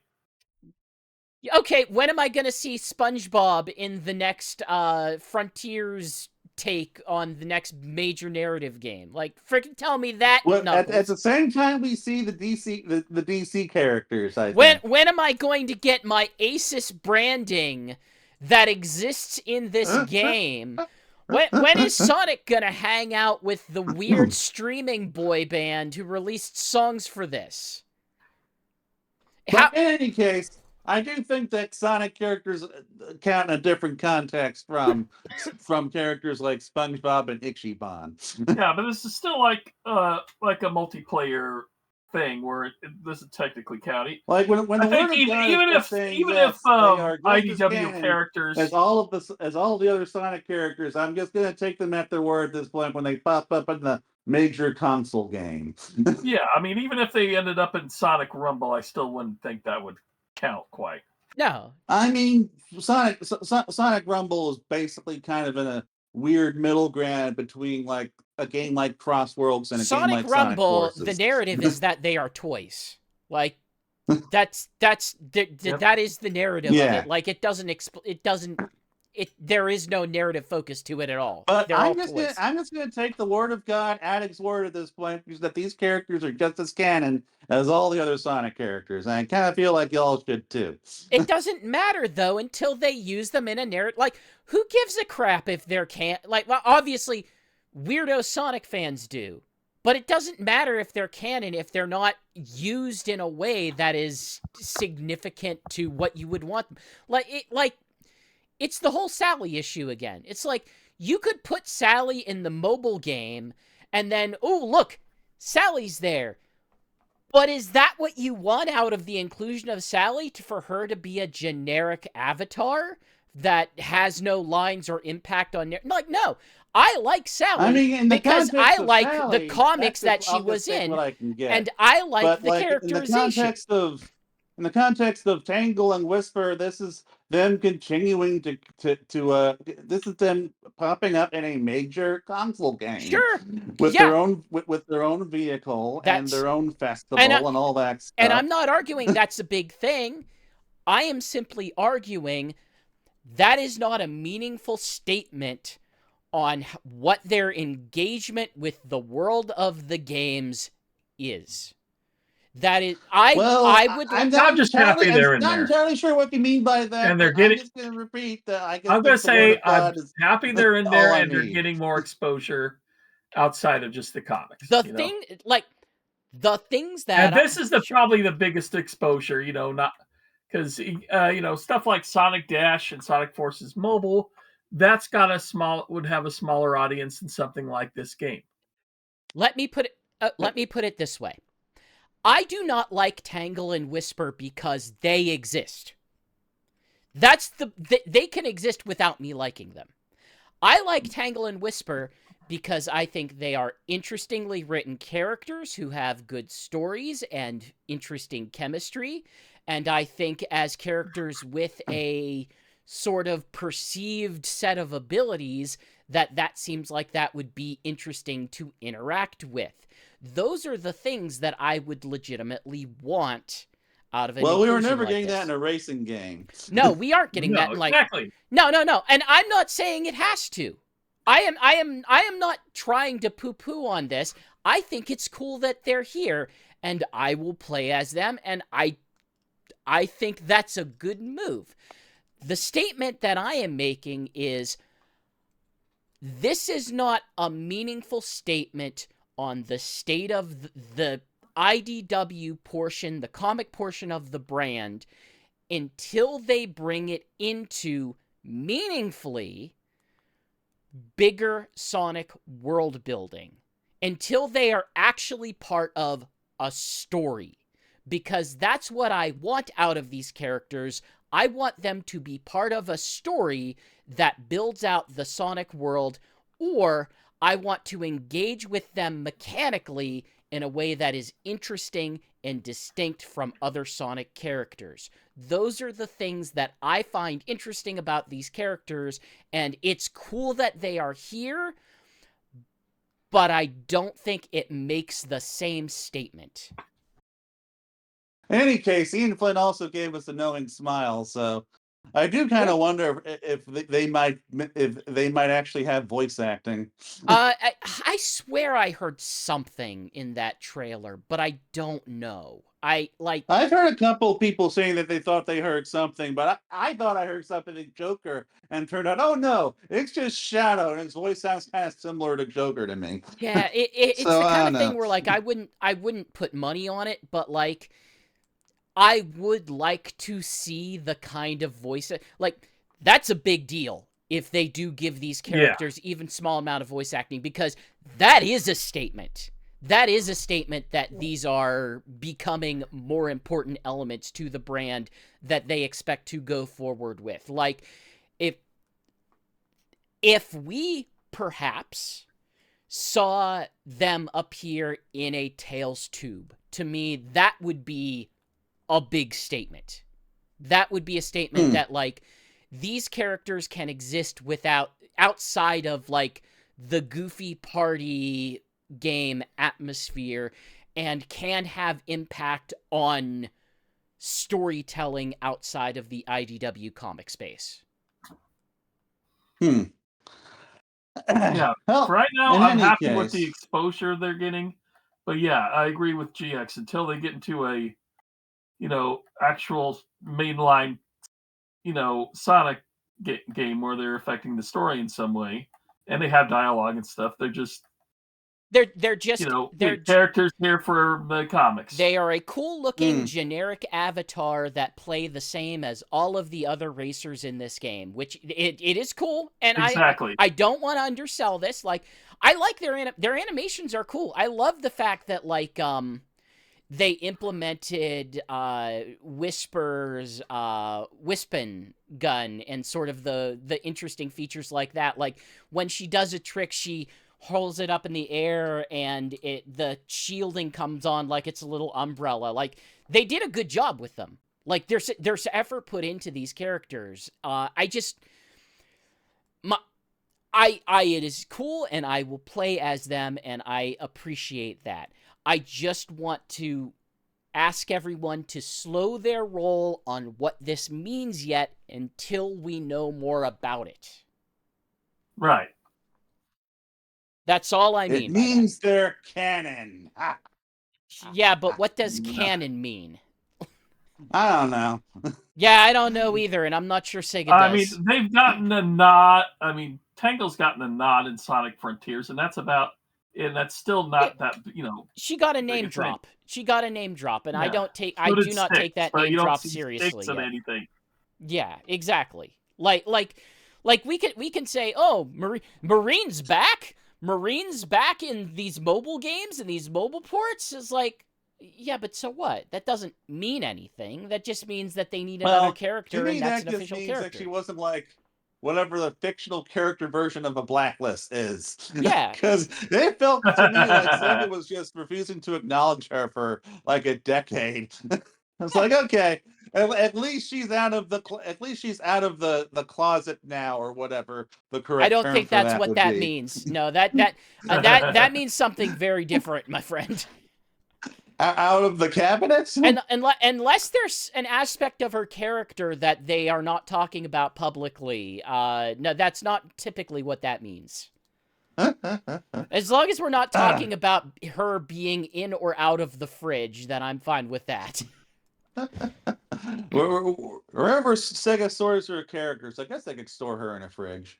I don't know, like wherever they kept Fang. Like we had Fang gone for a while until they decided, like, this is a good place to reintroduce Fang. Like, who knows? I was so happy. Maybe someday classic Chaotix will reappear when they figure out a place in the game to have them. Please.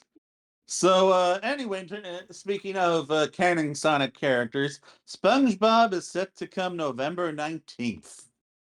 Cool.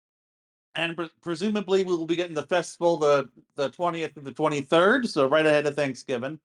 Not entirely surprised. That's about the timing I figured we'd get for it. So then, okay. So then, is David Hasselhoff canonical then?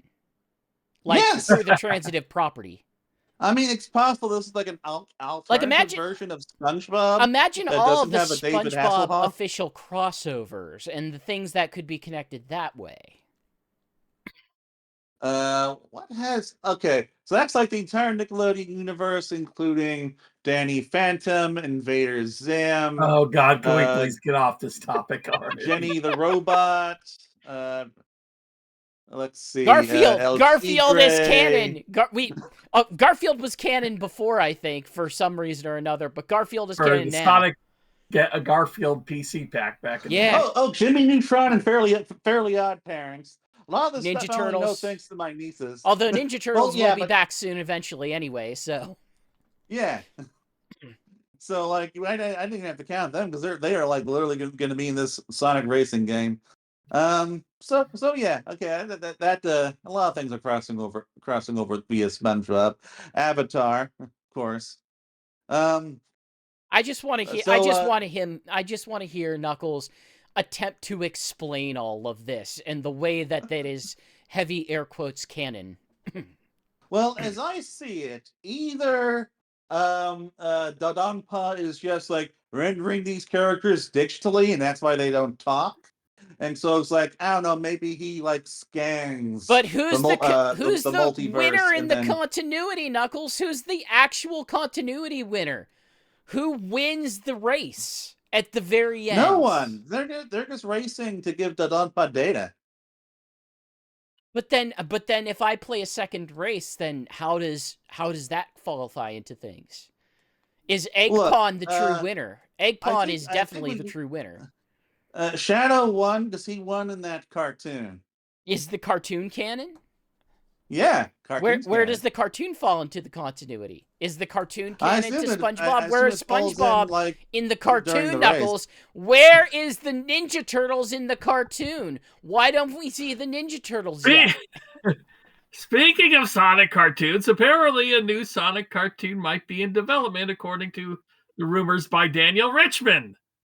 Rickman, I think. I'm But just yes, I'm just here to so we prevent do have some. Shigs from eating dinner. So we do have some new rumors from Daniel Rickman. Much to my frustration, he has stopped putting them on the Patreon that I am paying for, and has started putting them on a Twitter subscription, which I am currently mulling whether or not I should just start paying for that and then cancel my Patreon subscription if that's what he's going to do. But anyway, but yeah, so he didn't. He hasn't said much, as near as I can tell. But it's just, hey, new Sonic cartoon in development, and also Sonic 4's CGI will apparently have twice the budget of Sonic 3, which I do find interesting because, Sonic 3 was a pretty special effects heavy movie, and doubling that should allow them to include a lot more Sonic characters, which they probably need to do if they're going to start introducing more characters without cutting others. Well, It's it's a good thing that Paramount is such a healthy company right now. I mean, technically under Skydance, their finances are in a much better position now than they had been before. Yeah, but they were in a were in one. a decent position because these Sonic movies are incredibly profitable. Like they don't cost a ridiculous amount to make relative to other major films with that amount of CG, and they brought back a lot of extra. And I don't see a world where Sonic 4 does better than Sonic 3. I don't know. I don't know. It's hard to say because Shadow has got huge appeal. Yeah, yeah, he's got huge appeal. they But did the Sonic Adventure these 2. franchises, They did the these Sonic franchises Adventure can 2. also just build on themselves. So Maybe, but like I said, they did the Sonic Adventure 2. The Sonic Adventure 2 is the Sonic game of the generation. Like that's the one where people just always go back to, like, is it the Sonic Adventure 2 like? Is it doing it like Sonic Adventure 2? They don't even do it like original Sonic Adventure, and original Sonic Adventure established this format. I mean, I don't know, man. Like the Mario movies are jumping straight over Super Mario World to Galaxy 2. I don't know. We're So going back to it's Sonic CD. What do you want from me? Oh yeah, he also rumored that the next movie might be called Sonic CD, which That would would make be insane. no sense to me. What is a It CD? will be so stupid because the only people who would get that is people who played Sonic CD because people, They the average person knows that Sonic 4 would be a sequel to Sonic 3. So they haven't. This feels like a pitch being made by the one big Sonic nerd at Paramount, who's like, I don't know, always fighting to get all this stuff included. And they're just putting it on the board to humor him. Maybe that's the one thing. Is that they have not named any of the movies after a direct game reference, and I think the only one that I could maybe see. No, there's a couple I could see that would be fitting, but I think you could call a film Sonic Heroes. I think you could call a film Sonic Unleashed. I don't think you can call a film Sonic CD. You could probably call a film Sonic Adventure. You could call a film Sonic Frontiers. That would be Sonic Adventure. Sonic Adventure would be a good name for a series. Yeah. Hey, if you are going to say make a Sonic cartoon, and I don't know if you are attached to Nickelodeon and Paramount Plus and would want to make an animated series based on the Sonic Paramount universe, building it around Sonic Adventure might be a good idea. Yeah. There's a lot of stuff you could do with Sonic Adventure that they just completely jumped over. That's what you and I were kind of predicting. Like that's what you could do with a Knuckles series, and they decided to go a completely different direction with it. I mean, we at least got Chief PAC-MAN, so there was that. Yeah, I kind of wish we didn't, but okay. So PAC-MAN was not one of the things you liked about that series. Look, there's a lot of weird cultural appropriation that that the Sonic franchise does, and having Christopher Lloyd play a sort of South American inspired culture probably wasn't the best choice. Yeah. So moving on to merch news. So this was something that I've been following this story developing for some time, where like Sonic toys were popped up at Burger King in Brazil, and at first I thought, well, they might be just exclusive there because that just happens sometimes, but no, they did come here and on the same day as Sonic Rumble's launch. And it's kind of interesting to me that at this point, we are effectively getting like a Sonic fast food promotion of some kind every single year since Sonic 2. Like we had the Sonic 2 McDonald's promotion in 2022. We had that really cheap Burger King promotion in 2023. 2024, of course, we had Sonic 3 thing, and now this year we have a really cheap Burger King promotion. Well, yes, but at least they're actual like Sonic figures now, and not just like a plastic maze cube. They look so bad stuff. though. These figures look pretty Yeah. bad. Yeah, like it's bad when I'm passing up on them. I'm gonna get them at some point if they stay in Burger King long enough. I'm gonna go to Burger King at least once. You know, I want to get one. I also don't want to eat at Burger King, so like that helps. I have not had a Burger King in years, so I'm just kind of curious. I have had like their chicken fries and mozzarella fries, and they are basically acceptable. These look like it's weird because it feels like they're insufficiently painted. I think that's the thing that I have issue with is like that is literally the issue with them, is that like they don't have all the right colors, and maybe the plastic figurines are a little too, like, I don't know, simple, connected together. Yeah, yeah, it's weird. Like, yeah. Rouge is gonna give someone a hug. Dollar Tree and like grocery outlets sell these little $1.50, $2 figurines that are just in one pose like this, from Sonic the Hedgehog, and they look way better than these little, cruddy things that you're getting from Burger King. But hey, it's not for adults; it's for kids. And kids, and it's free don't with always meals. Little kids don't always care as long as they're getting something with their, I know I would not have cared when I was a child. Like I would be like, oh, Sonic toys. Of course, those barely existed back in the 90s, so they had like additional. They would have had additional. What's the word? Usage for me. And speaking of Sonic toys, I guess we are also getting. Okay, we aren't getting. Japan is getting significantly better figurines than you can get at Burger King. Yes, significantly better figurines that you will need to spend money on. From the guy who created Fang the Sniper, Shinichi Toma Higashi, which I find that to be very interesting.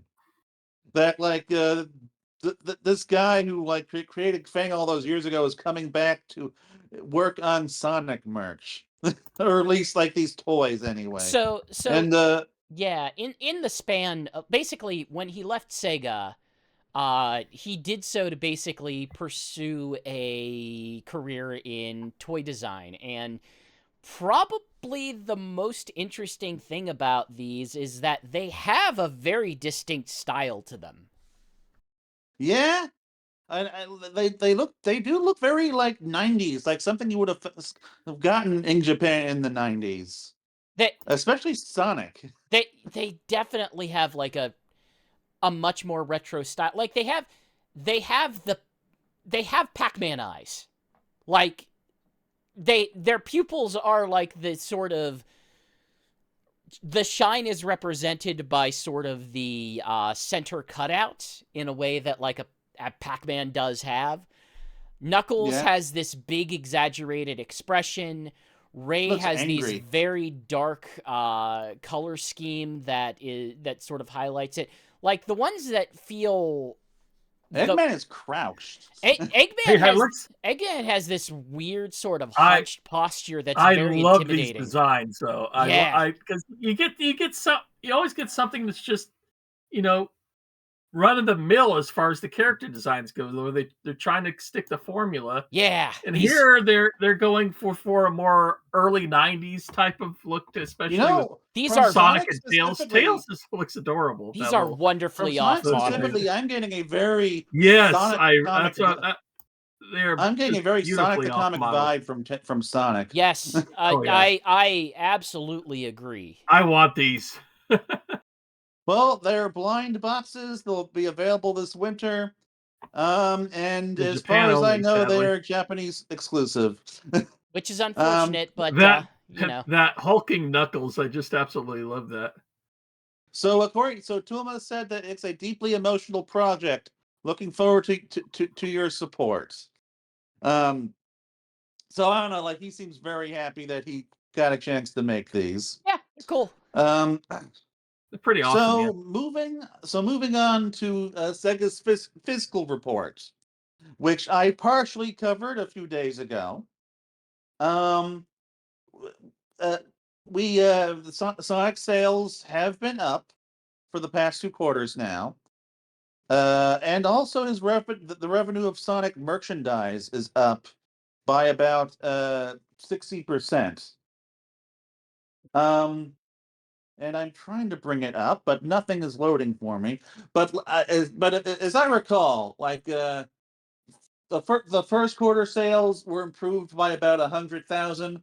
I would imagine probably due to Sonic X Shadow Generations coming out in June. That like I'm sure that gave it a very healthy boost. So Um, so I have suspicions, and yes, maybe you feel like this is more representative of of things that are already happening, but my suspicions are if they are seeing an increase of value in their licensing, that suggests to me that we will probably be seeing quite a lot for the 35th. In so much yeah. as like these Yeah. if it's increasing now, that means that there's stuff in the pipeline. Like a one data point that they did bring up is that like in terms of like their overall licensors, they have as many now in the middle of the year as they did as they did for the entirety of last year. So they already like hit last year's number of licensors 6 months into this fiscal year. So that does kind of feel like something like a build up for a lot of stuff going on and for the 35th anniversary. So, in terms of total software sales, the Sonic IP sold 2.240 million versus 1.53 million last year. So that is a pretty big bump overall. Are we talking And for this yen specific or USD? units, number of Oh, copies units. sold, Gotcha. and Which, you in know, terms of releasing a new game will do that. yeah. In terms of the what's the exact number of units sold for this quarter, it was 860 last year, and then 1,470 this year. So yeah, like obviously a lot of that's just going to be CrossWorlds selling big. It does also note that CrossWorlds sold a million copies worldwide. I don't know if that was specific to quarter 2 or if they meant like through when they announced it towards the end of October. And they expect long-term sales through continued provision of additional downloadable content and IP collaborations. So they expect the DLC to boost the sales of the game going forward. So I imagine that does kind of tell us something about what their overall like sales plan is. I have not for this game. I have not looked. Do they sell the individual racers as outside of a season pass? I believe they do, at least on certain platforms. I know that they're more expensive than just getting the season pass. Like I think Minecraft was like on the PlayStation Store for like $7, if I remember correctly. Okay, I do not. Okay, I see the Minecraft in there. Is the Minecraft the only season pass one that's out right now? Oh, Hatsune Miku. Yeah. No, Mika was free. Yeah, all the other ones have been free. The next season pass one is SpongeBob, which comes out later this year. Okay, and later this month. And if Minecraft is separate, there's a good chance that they will sell that separate too. So again, speaking of how the timing would work out, I'm looking at this and thinking, okay, so one of two things that they could be talking about is certainly stuff that's a la carte, or they could be talking about new buyers through the holidays that will also be picking up the season pass. I am still of the mindset right now that I'm not ruling out the possibility of a Wave 2, but I still think the probability is kind of low at this moment. But I will say, if they are going to do a Season 2, now is the time that they have to seriously talk about it internally. Yeah. Honestly, they should probably be in the early stages of developing it pretty soon. Well, they still have a lot of they still have a lot of runway to get through the stuff that they've already committed to. Like, a lot of these things have to be reasonably remember SpongeBob was in development like this at this point a year ago. Yes. Yeah. So, like, at the very least, if they are going to do a second season, they at least have to have a good sense of like what their agreements are going to be. They have to be in talks with licensees if it's going to be external to SEGA. They're certainly going to be budgeting if they are doing it. So yeah. Honestly, like I gotta feel like they're at least thinking of doing something for the movie. So anyway, moving on. Oh yeah, well, this is gonna be a quick one. Jakks Specific has extended its licensing deal to 2029. Which, hey, like they've been crap at actually distributing the toys, but they at least look neat in the photos. Like I don't think stop giving us more of regular Sonic and. Like I don't think you can deny that they at least make quality toys. Yeah, they're fine. Like I like their classic stuff much more than anything they've done with their modern or Sonic Prime or the movie stuff. That probably speaks to my tastes specifically, but yeah, I think their primes were good. They're fairly large, and detailed. They're fine. There's no sets that they had that I really like out of it, so it's like, yeah, sure. They're probably perfectly all right. None of it speaks to me, despite being the person who probably liked Prime the most among the three of us.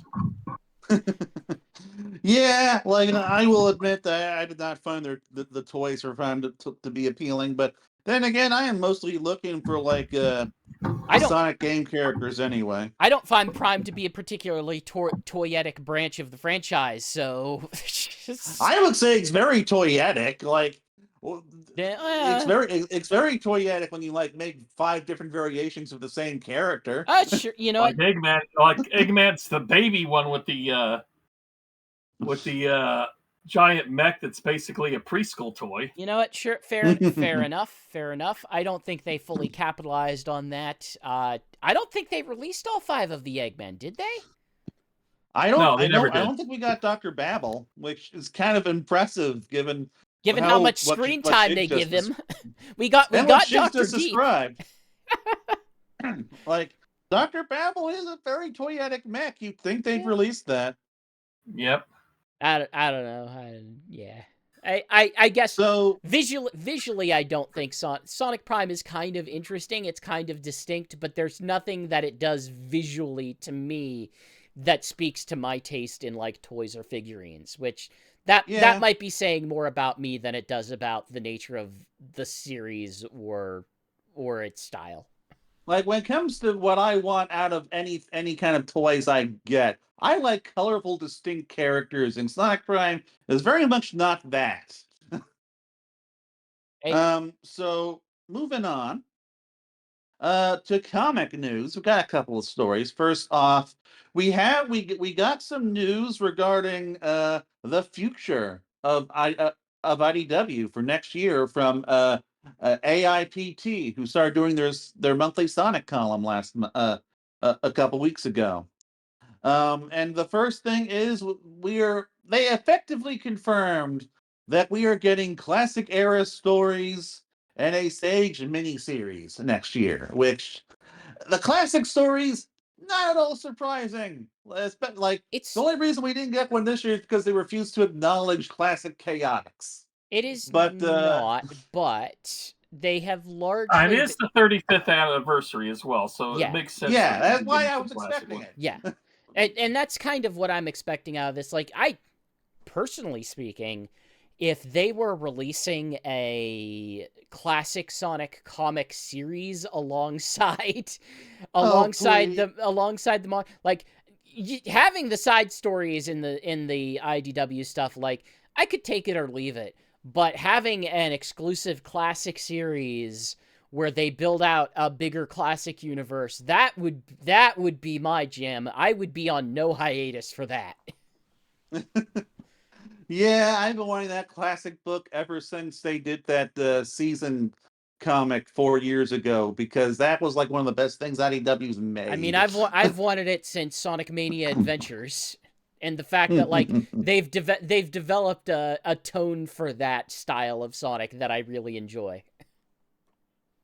But I'm also really looking forward to seeing what a Sage miniseries is going to be. I'm guessing that they're going to be using that as like part of her broader introduction, which of course will be happening in January. Well, like we've talked about with the comics, like they have to we knew they would eventually have to transition it outside of the pocket space between Sonic Forces and Sonic Frontiers into an after Sonic Frontiers time. So it begs the question, what does a post-Sonic Frontiers thing look like? Which I don't think we'll get a good view of that here, but they are going to have to deal with stuff like the characters sort of went their separate ways for a while. Like, if we go by the fact that that is a big part of the story ending of Sonic Frontiers, like, how do you represent that? Do you represent that? Does Sega just says, I don't know, wave it out of they did it. They're coming back now. Long time no see. Yeah, like how? I mean, according to Sonic fans, that's a catchphrase for Sonic. I mean, but anyway, but I mean, in this case, that's the way they could wave it off, is, hey, no, long time no see. Well, to be fair, they don't stop talking to each other if you go by the frickin' Tails tubes. Like, they're still constantly and also, visiting. Sonic Dream Team and CrossWorlds both take place post Frontiers. It does? Sonic Dream Team does? Yeah. What? Yeah, according to Ian Flynn. Well, it doesn't have anything in it that would be evident of that. Why would it matter? Yeah, it doesn't, but he just said that's the word from Sega. Okay, I don't think Sega always puts a whole lot of thought into this stuff. No kidding. Have you played Sonic 4? Yes.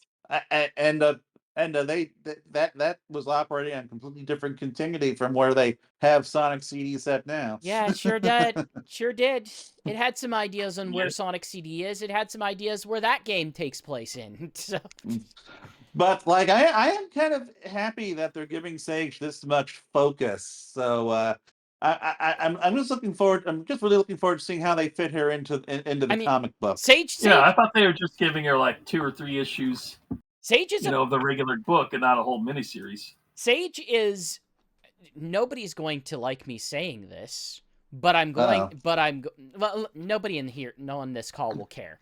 There's going to be a lot of Sonic fans that are going to disagree with this sentiment, but Sage has become as important to the Sonic franchise as a Zavik would be. And I don't mean that in a negative No, way. I can totally see that. Yeah. Yeah, you're right. Sage is a Having new lot. Sage is a new recurring antagonist, which is not something that we get often in this series. Zavik has kind of become one, although he has kind of also generally been relegated to the party game space again. much in the same way that Sage has so far, much in the same way that, like, you know, we haven't seen Jet return in a meaningful way. He's still kind of the party game expansion. Jet has only ever been in the racing games to begin with. Yeah. and the weird multiplayer mode of that. But like, it's kind of a big deal that there is a new recurring enemy that is sort of Eggman aligned. Like, yeah. It's something different that you could have. It is another voice that Eggman could bounce off of that isn't purely Cubot and Orbot, as much as I personally love Cubot and Orbot. I was so happy when they were added back in the day, and she sounds like something on the other edge of the equation for him. like unlike Cubot and Orbot, Sage could actually be a force to be reckoned with in a way that Cubot and Orbot aren't, in a way that, like, right, in a way that, like, you know how Metal Sonic has become sort of a go-to boss within the series. Yeah. Like, she could be presented as a Metal Sonic in some ways. Like, that's a reasonable thing to have. And unlike Metal Sonic, like I don't know. Well, okay, I guess Metal Sonic is allowed to be competent, but unlike Metal Sonic, she's allowed to like talk and like be an actual character and stuff, Also, and not just look threatening. Also, Eggman likes her. Eggman likes her in a way that he will get mad at Metal Sonic. So there's not going to be the Christmas special where Sage is left out in the snow to rot or rust in the way that Metal Sonic got. No, Sage is going to be like drinking hot cocoa in the base with Dad. It's the exact opposite of Adventures of Sonic the Hedgehog, where she's just the pampered child, while the Scratch and Grounder are out there doing the real work incompetently. So one other interesting thing from this interview is that they did suggest that what's Mimic and Starline? Mimic and Starline like could potentially one day return. Of course they can, because it's a comic book. Yes, and that was I feel like this is something that the interviewer brought up. I don't know, but it's like, yeah, like so it sounds like they could conceivably come back under the right circumstances. I kind of doubt it, if I'm being honest, but like, I don't know. We don't even have a body for either of them, so sure. I don't know. He's a robot from another dimension that in his dimension he took over the world, and then he came to the other dimension in order to take that world. It's like, yeah, there's always a way. There's always a way. Like they could very easily just have Starline come back as like, I don't know, some weird cybernetic freak or something. Apparently, he exists within Surge's brain still. Like, I haven't kept up distinctly, but it sounds like they have kind of downplayed that that was aspect just of her. that was just an illusion. That wasn't actually him. Yeah, but what I'm saying is like, I'm I am saying much in the same way that they could potentially extract his, like they could hand wave away sci-fi, extract his data from her memories or some BS like that. But That is really sci-fi for IDW, man. Like Archie could do that, but I don't think IDW could. maybe, Eh, but what I'm saying we're is talking like, about a mad scientist and a talking animal cartoon. I think they could do it. but what I'm saying is that's an aspect of her characterization that seemed like a big thing whenever it was introduced as something. And I don't know, maybe you can correct me. You haven't talked about that, so I'm assuming it hasn't Oh come no, up. we haven't seen it since then. So Like it happened we got like once or twice towards the beginning. Then that now that's gone. so there's room for it to be returning as a concept at some point. Yeah. So Um. So moving on. We did get some preview pages from IDW on Twitter. I do appreciate that they are doing this now instead of just, I don't know, wherever Tail Channel IDW Sonic gets their now preview we know. pages. Now we know where they get it, and we can follow them too. Well, technically, they were like, as far as I can tell, they were getting from like some other comic book website. But regardless, we got a couple of pages, and one like there's not a whole lot to talk about here. We're getting an idea of who Lunar is. It seems like they are a split personality with another character called Soleil, the Sugar Glider, who is a member of the Sonic Spotter community. And this does seem to give us an idea of like how much notoriety Sonic has with the wider It's public, cute. where it's like, I guess like he not everyone necessarily knows who he is, but there's like a whole bunch of people who are like out taking pictures of him whenever they spot him, and they like share it on the internet. Well, you figure And it's like, in universe, Tails is a streamer of sorts. yeah. Um and I don't know, like they it is brought up that that's a little creepy, but Sonic and Tails take it well. Like So Sonic is yeah, literally a superhero. Like yeah, it's there would definitely be a superhero culture Yeah. attached to something like that. yeah. But this is the first time that they've actually acknowledged that in universe, so I do appreciate that. You probably have something like that, but yeah. Shakes, you have anything to add? No, like I said, it's nice that we're getting preview pages from the official source instead of from elsewhere just a week before they come out. But I am curious to see where everything goes from here. Outside of that, I don't have a lot to say. All right. So moving on to Sonic Rumble news. Well, our final topic. Must we? Yep. Yes. I think we should discuss the canon implications of Sonic Rumble for about 40 minutes. They're toys. Anyway, so Sonic Rumble launched with 10 million early Rumblers, which is apparently like people who are actively playing plus people who wish listed. Okay, now hold on. Well, don't say actively playing. Yeah, actively No, I playing. do mean actively played. It counts. It says it counts the people who were playing the game before the launch. But that doesn't necessarily mean that they continued to play the game.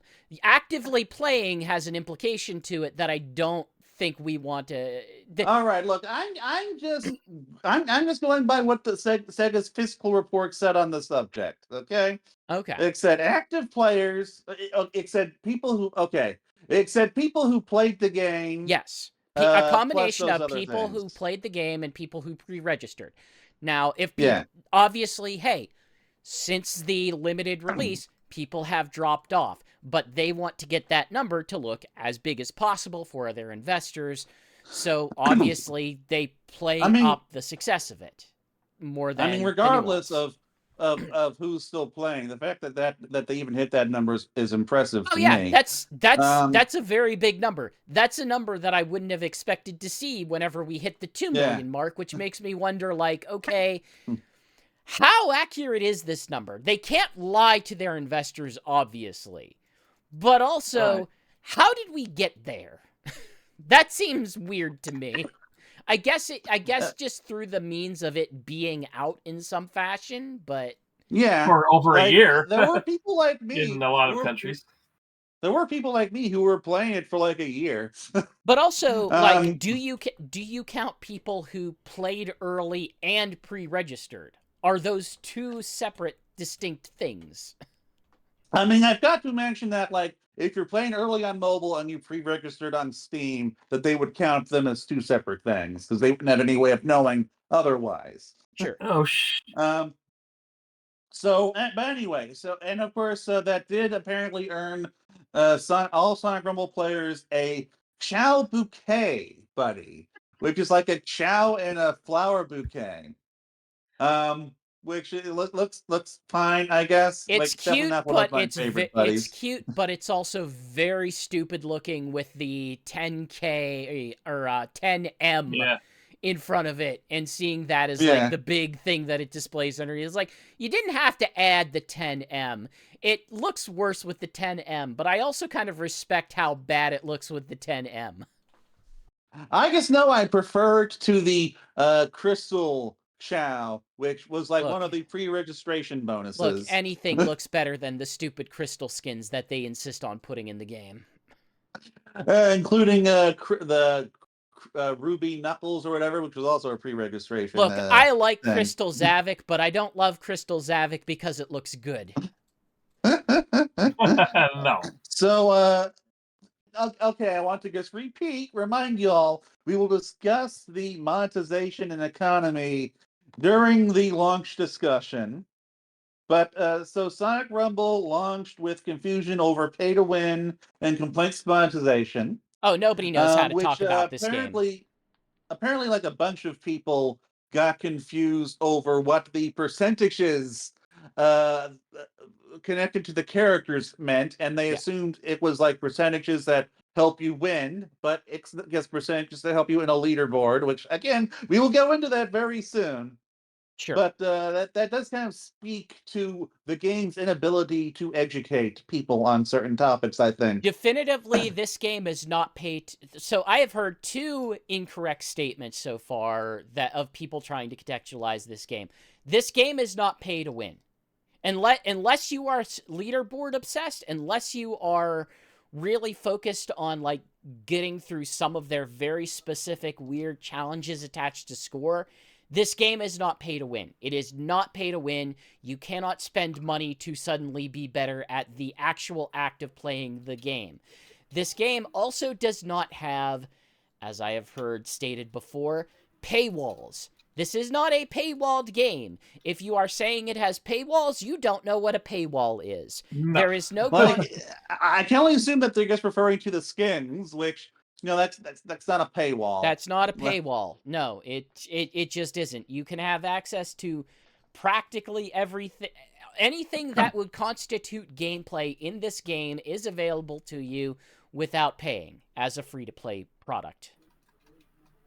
And finally, they also revealed that the SEGA account thing, which is a Game Gear buddy, which I think is pretty neat because, you know, Game Gear is pretty neat. Game Gear is not pretty neat. I'm hoping we get console buddies for all of SEGA's consoles. That would be cool. I would love to get like a little Dreamcast. Are you the guy that loads up Super Monkey Ball Banana Mania and plays as the Game Gear? I would if I had the Game Gear. I'm not sure if I do. Banana Mania, is that the new one? No, that's the previous one. That's the remake of 1 and 2. Okay, I don't even think I have that. So, but I would if I could. Right. All right. So, moving on to the final discussion topic of the night, which is Sonic Rumble launch discussion. Now then, first, We will discuss the gameplay, the act of playing the game, and then we will discuss things like the economy and the UI.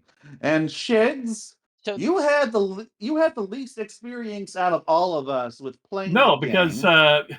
I mean that game's been available worldwide for a while, and you guys have been playing since what, February or even I've been earlier? playing since October.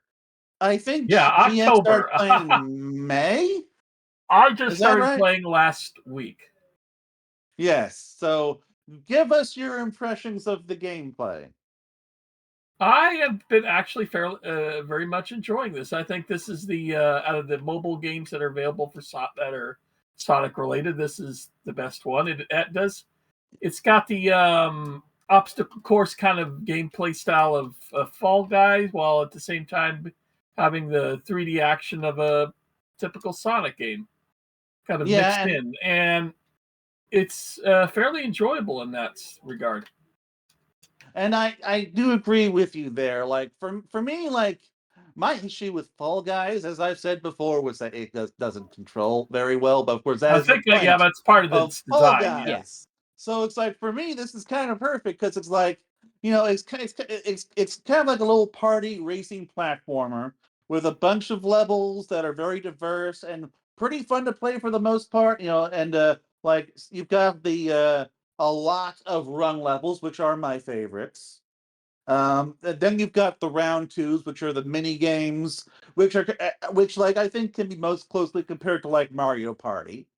yeah. And then you've got the ring battles at the end, which will generally mirror the on foot races, but will also sometimes have a mini game ish component aspect to them. I'm curious what you thought of all those gameplay modes. Oh, I do enjoy. I'm mainly playing Ring Survival, less than a Squad or any of the other ones, because that's the main mode. And that's the one I enjoy the I most. rarely touch the other modes outside of the co-op Uh, bosses, which I don't think you have a co-op boss available yet, right? Co-op boss, unless you're counting like the Death Egg robot or what have I you. am. That is a co-op boss. Yeah, that's available, and the what's showing on the screen right now, the Shadow boss, Well, uh, that's a red more of a orb ring thing, hunt. right? And there was one other where everyone's going up a platform on the a sweet mountain where you have to watch out for like the objects falling, making sure to get all the green stuff. But that's not a boss fight. But that I That's didn't really okay. I care think that much. co-op No, and bosses are like their own I thing yeah, outside I of think the ring Death Egg survival. robot is the only really boss mode that I've But played in the game. I think that the Death Egg robot you're talking about is the survival one. But That could be it. Yeah. there's another Death Egg robot that you actually fight. No, I have not Um, encountered that yet. all right. I will say, yeah, I've been enjoying it so far. As for the first week, as for a free to play game, and it has been a very free to play game. I have been collecting a ton of the main, cast in this. I mean, let's see, I got like Movie Sonic, Movie Shadow, and then Sonic, Knuckles, Tails, Amy, As Blaze, I recall, you've gotten Shadow, through like Silver. you've gotten through the starter shop, right? Yeah, Jet, So you should have all the Vector, base Havoc, skins. pretty much everybody. I mean, the only ones I'm missing is like maybe Knuckles and Charmy, Oh, and huh. Storm and Wave, and that's Well, pretty much Storm and all I'm missing. Wave, they seem to be premium skins, which we'll Yeah, they're need to get premium into skins very right soon. now. So they're the only ones that'd be premium skins worth a darn, to be honest. But that's for Yeah, another yeah. time. But yeah, I mean, it's rare that there's a game like this where I'm just wanting to go back to it, not for as much as unlockables, but just for play. Yeah, and that was kind of my thing for a long time was that I kept going back to this game for months just because hey, it's fun. Eventually, I did have to step away from it for various reasons. In part because the creator program did kind of disrupt my whole rhythm with how I used to play this game. So that is a little unfortunate. But like in terms of just Sonic's mobile experiences, this is easily the best in terms of gameplay. Um, and but of course, unfortunately, it's kind of the worst in some other aspects. But before we Yeah, get into that, I will say, as far as controls goes, you'll want to play this either with a backbone or a Steam Deck, or oh yes, or you on definitely your want an laptop, actual A because controller legitimate here. gamepad of some sort, yes. yeah, I mean, Like I did play some of it on the first week with just touch screen controls, and it worked okay for that, but it's definitely not ideal. honestly, one thing man, we're gonna have to get into that UI soon. Yeah. I'll hold that up for just a second. GX, do you have anything to add on the gameplay front? Uh, like I agree on a number of things, both in positive and in negative. It by and large does feel like Oh, a series of more involved Mario Party games. I'm sorry, I'll be right back. That's fine. Okay. I'll babble on for several hours like I am inclined to do. Yeah, it feels very Mario Party like, and that comes down to like the positive being it feels like a more involved version of what you would expect from a Mario Party minigame. However, it also I would not describe it as a particularly fast game as a Oh, it's platformer. not fast. No, that's It why it I it described it as like a party race platformer. it is kind of more plotting than I think you would expect out of any Sonic game. It is fairly chaotic. It's not quite arbitrary in what it does. You can definitely be better or worse, as some of the computer players definitely seem to show off. But but by and large, it's like it's it's probably the best of the Sonic mobile games. I think that is a bigger statement on the state of the Sonic mobile games and how basic that they all are, that this one can be the best of them. It's a perfectly fine game. It's just not a game that I feel compelled to come back to over and over. I don't think it is interesting, especially whenever it has a nasty tendency to serve the same mini games over and over and over again. Yeah, one thing I was really hoping they would have fixed by now was the fact that it does have a bad habit of giving you the same level multiple times, like in fairly close succession, like not necessarily back to back, but like for all of the variety that is available on the run levels, like it will just give you Chemical Plant 2 a lot. If you are like playing like multiple ring survivals in a row, and it is very annoying on that front. Like, unlike you guys, I think it's fun. Like, I think it's perfectly fine. I think if you have any interest in this game at all, even if you're put off again, even if you're put off by some of the monetization stuff, I would say it is at least worth trying to put that aside and just taking it at face value, giving it a shot and seeing if it connects with you. And I appreciate that aspect of it. I think it is a perfectly okay game. I don't think it's a great game. I would not play this above like an actual full retail game like Oh no, I would not play this No. above a retail game, but like but that in Not terms back. of mobile games, but like that's this is definitely something I'm revisiting. but that's kind of my point is like I don't feel compelled to revisit it. Like if I'm playing other games that I find more engaging, why would I be playing this one other than the fact that it has Sonic in it?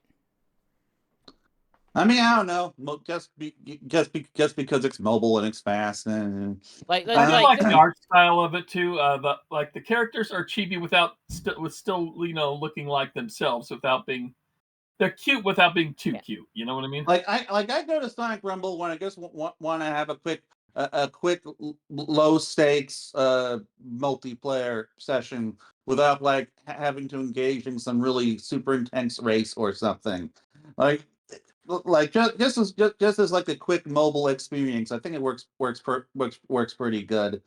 Um, and although I don't know, one thing I do disagree with you on is just calling all of them Mario Party mini games. I do think that Oh, the run games are closer to something like Fall Guys than that. I Well, Yeah, but definitely more like Fall Guys. there's been a handful, especially have you played some of the more recent Mario Party games? all right, I admit I have not, There you so go. maybe I There am you missing go. out on something. There are some that are more like that. Like But I have been but tempted to no, I'm get the not. more recent ones. I don't mean that in the most literal way. I mean that in All terms right. of they are small. They are reasonably scoped. They are more about sort of fumbling through an experience than they are really mastering a level. I do That's think there is some level mastery involved. there At can least for me, there definitely was. there can be, like, you can try to master it, but it's not a game that is about mastering the level. Like, it's a game about kind of stumbling through among like dozens of other players to kind of But that is true though. yeah, because you still have to adapt to. There's going to be other people. There's going to be randomized elements. There's going to be things that you can't like learn in the same way as a traditional as going over to Sonic X Shadow Generations and playing a game Yeah, over like a there. bunch of levels will have these moments where it's like the great equalizer, where it's like meant to stumble people who got ahead of the pack. Yeah, It doesn't always work if it's like you're up against AI and the AI is just completely failing, which yeah. unfortunately does happen a lot in the a beta version of the game that's open to creators. Like here's a bunch of illusion doors. One of them's real, but you have to find them. And then of course, it takes like once there's like 5 people working to figure out which the real one is, then it sort of actually plays into it. So Hmm. yeah. So anyway, not much, not much else to go into in terms of gameplay. There is so in addition to the ring survival mode, there is of course quick rumble, which lets us just like quickly gain a bunch of rings and Mm, experience with a single session, which I assume is why you're limited to like 3 per day, and it's like well, 1 per day, but a maximum of 3. yeah. There's also the cooperative bosses, which I do rather enjoy. I've played a few of them, like Killer Queen and Bio Lizard, and you basically just work with a bunch of other players to take down a boss. Um, and finally, there is the stage challenge mode, which they moved into the mode section that no longer has its own button. And that is kind of one of the core ways you get red star rings. I meant to Yeah. calculate how many you could get. I'll probably do it while we're talking about the economy. Well, it's But just 5 rings per level you're doing. it's 5 rings per single player, 5 rings per co-op, and then you can get another 10 rings once you level a challenge level up to hard mode, which is like its own brand new level design.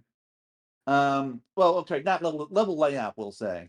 And there's also and you'll get another 10 rings for that, plus another 10 rings for the co-op.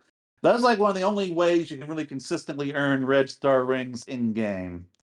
And with that, we should probably move on to talking about the economy and stuff. Well, And the I have a feeling that this is going to be a combination economy and just general meta structure discussion because I yeah, think that I those assume we're The going to go into UI is UI. pretty bad too. yeah. Um, like what weird aspect about the UI that I wanted to bring up earlier was just the simple fact that They like completely they just adapted the mobile thing to this, right down to controller support the just moves a control cursor outputs around are the still screen. there. Yeah. Like and it's so weird that like I thought it was weird when you could not get rid of them in the mobile game when you were using a controller, because I thought how hard would it be to just like make them disappear. And like now like as the game stands now, I admit that but that like some of these things do serve as useful indicators for when you have an attack or when one of your skills has recharged, but there are like other less cumbersome ways to demonstrate that isn't You just like using the mobile version might buttons. I suggest that at the very least you could downscale them so that they are not massive on the screen and take You up... can technically do that in the mobile version Yeah. specifically. But you cannot in the PC version. No, you cannot. They did not design a PC game. They designed a mobile game that also happens to work on PC. Which, man, they really do have to at least work on stuff like that. Like that is something I feel like they could fix very, very easily by just giving the PC version its own UI element. Like, Yeah. I don't know, like have these things in the corner indicating, hey, this is your guard. This is your cooldown for your 2 skills. This is the indicating that you have an attack, and then just leave it at that, and like, be good. But no, it's just like all the big buttons that you can press on for the mobile screen. It just looks so awkward. Yeah. It's like I think one of the biggest things that I kind of harp on with this is like in general, the whole thing needs a UX overhaul. It needs, not just for the PC version, but in general. But I think the most telling aspect of that is when you open up the store, regardless of platform, your viewport for what is in the store only has enough room to show you like maximum 3 objects. And this is a store that has like 20, 30 objects in it. That's absolutely nonsensical. Absolutely nonsensical. Like, it's a problem. And this is also where you're constantly going to places with a season, a season pass over here, season pass over there. Several different areas where, hey, we got a little indicator here, little exclamation point for new stuff you need to see. And so all of it, and then, like I say, when I went to the shop, I did not know when I went to the shop that there is a Rumble Plus subscription you can get. Yeah, they announced that. Until you scroll at the very, very end of the main shop. And I think that's only when you're looking at rings, maybe? I mean, clearly they don't want to sell you that, but I did thought that really. But I thought that they used to have it in a much more prominent location, but I guess they must have moved it. Yeah, and that's like the things they do and don't want to sell you is another point of weird issue for me. So to highlight things, like the big complaint right now, the thing that everyone is complaining about that I think is the least relevant and that I've been complaining about for like a year. Sure. I think this is the least relevant complaint among things that we should actually be complaining about is the $45 skins.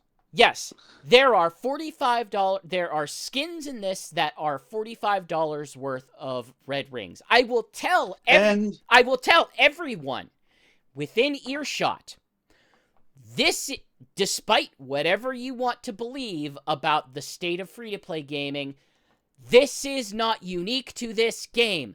This is an actual very common thing within free-to-play. It is specific. It is not targeting you. They do not. If you are the kind of person who would not drop $45 on a skin, it is not for you. They know it is not for you. They are not trying to sell it to you, but you wouldn't know that when you open the dumb limited store viewport, which will only show 3 things. This is for people who are whales. This is for people for whom $45 is not a significant purchase. Maybe they would spend that on alcohol for the weekend or drop it into I'm serious. There are people who make that kind of income that's not a big purchase to them. That can be an impulse purchase.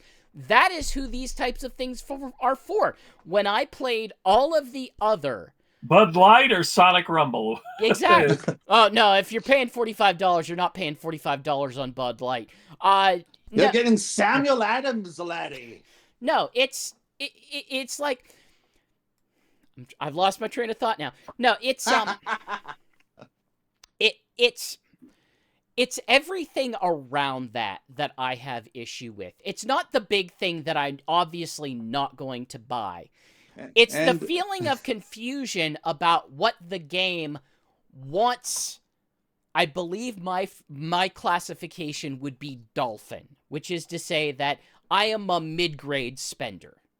I am not a free rider typically, but I am someone who is willing to put money into I a am game. normally a free rider, but I would be willing to be, I guess, what you're calling a dolphin, if like the economy was more balanced. Yeah, Like the issue for me with the economy is that it's like for one, like there's just too many season pass crap. Like there's all that stuff should be one season pass, $10. I like, but my main issue with the season pass is that like it's like one skin and one buddy and then a bunch of other things for $10. mostly But they rings. took those other passes and just merged them into the season pass. Yeah. The one thing that I was like, okay, Like the that's Fortnite enough crew content thing, yeah. for me. And you're still competing with like passes where some of the rewards aren't like, what if Eggman is just silver colored? Like that's that's bad. That's like the Sonic 3 one too. Yeah. Like I appreciate that they make the actual skins that you want just available for free, but the fact that like the one they're trying to sell you now is just silver Eggman is just insane. Yeah, it's like you could make I think $5 is a good impulse range for a season pass. That's the amount that now admittedly, okay, $5 is different from 5 years ago whenever I was very willing to put $5 a month into Mario Kart Tour and Kart Racer and I think it's a Ooh La La Idol, whatever, whenever I played that for the 30th anniversary, all the mobile crossover crap. Those are games I liked, and I was willing to put $5 into them. $10 sneaks out of impulse range, and even more so whenever they decide that there are 3 distinct $10 purchases, and even more so when all of those the other passes are $9. And even more so, when they have an additional upsell of another $10 to get the extra version. I remember seeing that, like, that there's a $20 version. I forget what that even gets you, but I'm just all like, nah, man. I think it gets you a good. bunch of rings and some levels, and it just feels like, it feels so fractured that they don't even feel like they have a good sense of where they want people to move towards. But by and large, I should just mention right now, I finally figured out Rumble Plus only shows up when you're playing on mobile, not when you're playing on PC or Steam Deck. Okay. Oh, I wondered. I didn't know that. I'm wondering if there's Steam requirements that they may or may not be allowed to participate in. Well, that is why mobile. Well, that explains why ads. there's no ads on the Steam version. Also, yeah. I know originally Rumble Plus was supposed to be the ad-free thing, but they seem to have gotten rid of that. So you get ads even if you subscribe to Rumble Plus. I mean, they are originally going to have ads that will just come up that you'll just have to sit through, but then that never happened. That's for the best, because that always sucks. Yeah. So they were going to go the Sonic Dash option, but thankfully they did not. and so like now the ads they have are just for like optional rewards, which is like their other mobile games. Yeah. I don't like it, but sure, whatever. I mean, I just don't care. If I don't want to sit through an ad, I won't click it. But man, what was I gonna say? Oh yeah, like for me, like an optimal price for a skin, especially when you have like a billion skin, would be like $1 to $5. Like that would be my range for that. Like but instead it's all like, $45. And that's And I just wanted to So say that is the skins on sale. yeah, but Like so nobody wants technically they used Captain to be Stupid like Sonic, 70 bucks. so okay. So I want let's at least break this down so that we are factually accurate. There, Yeah. okay. Those skins are currently on sale for the next several days. $45 is But they're always on sale. They're never not on sale. they technically have a date attached to that sale. We'll see if that sale Yeah. renews. But okay, I'm okay, just saying as someone who's been playing the game for months. okay. Sorry. but there are, and you would be remiss for not being able to see them because the shop is trash. Oh, I know there's a handful of really cheap skins. No. There are a range of prices. Once you, there are mixed in with the $45 ones. There are some that are going to be in the general $20 range, which is still a lot. Let's not pretend that they aren't a lot. Yeah, it's still too much. Then you will get down to things that are generally in the $10 range, where they are attempting to sell bundles of a character and some emotes and some other stuff. Then finally, you will get down to like if you're specifically looking at skins, you will get down to the $5 range. And the $5 range is almost exclusively like Sonic Riders variants of characters. There are some 99-cent skins as well. Now, that is the lowest that it has, is specifically for skins. There are a handful of bundles that are, I believe, intended to be introductory bundles to get people into the ecosystem of spending money that are minor skins like Sonic's Sonic Adventure 2 shoes. Like that I think there's also Extreme Gear Shadow and Extreme Gear Sonic. Yeah. Which they are very clearly treating those as they are not the premium skins. They are not the status symbol skins. Thankfully, they are the ones I want. Sure. I don't, but whatever. Look, I don't. I think the aesthetics of Sonic Riders are nice, but I think the aesthetics of Sonic Riders are nice exclusively within the context of Sonic Riders. I don't think they look good in this style. I will say I did spend 75 red rings, of which I earned and not paid for the Sonic Riders cream, just because I didn't have cream in my I also spent 75 Red Star rings on the Sonic Stadium account on one of the Rider skins. I forget which one. But it was like specifically while I was on stream. But to even know that those exist, you have to scroll deep into the store. Because the store is so limited and you can only show like 3 things at a time, the first thing they show you are the $45 skins. And you have to scroll pretty far in order to get out of them because there's 9 of them. There are 9 of them. Then that's not including the gold ring stuff that's on the second level. Yeah.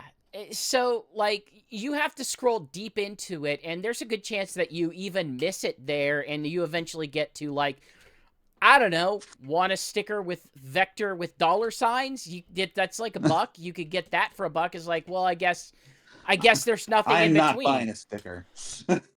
I was almost tempted to buy the sticker of Vector with the dollar signs. That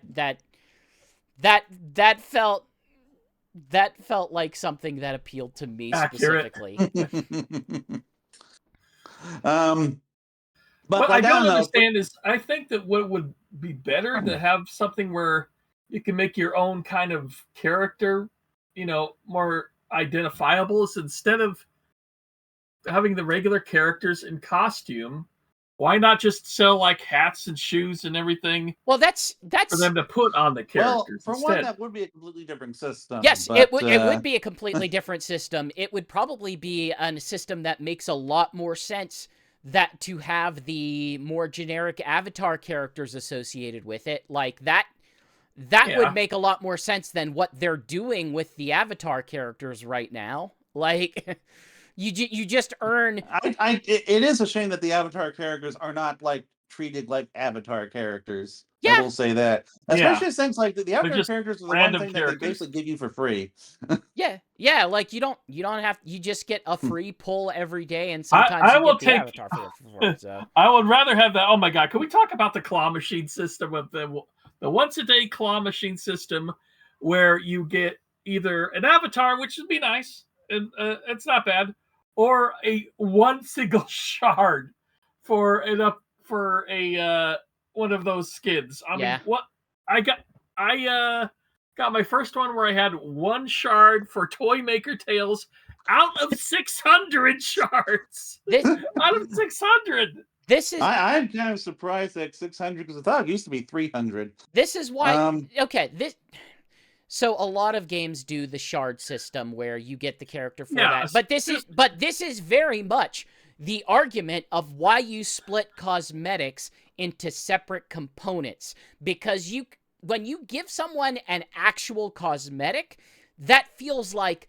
something. When you give them 0.5% of a cosmetic, that does not feel like anything.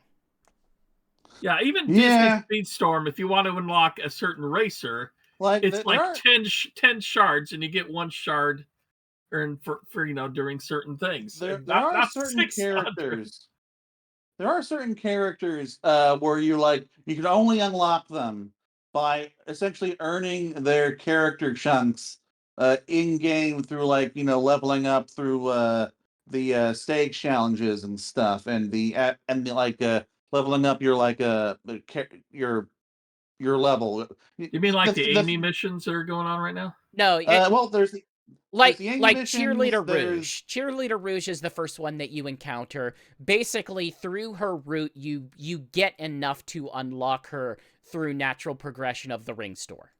Oh yeah, that's what's going on. I've you been can also trying I'm to also unlock talking about characters that you earn through just going through stage challenges and leveling and uh I don't know how else to say this, leveling up the levels. Sure. And there's like stage point rewards that will like get you chunks of like server silver and Dr. Eggman.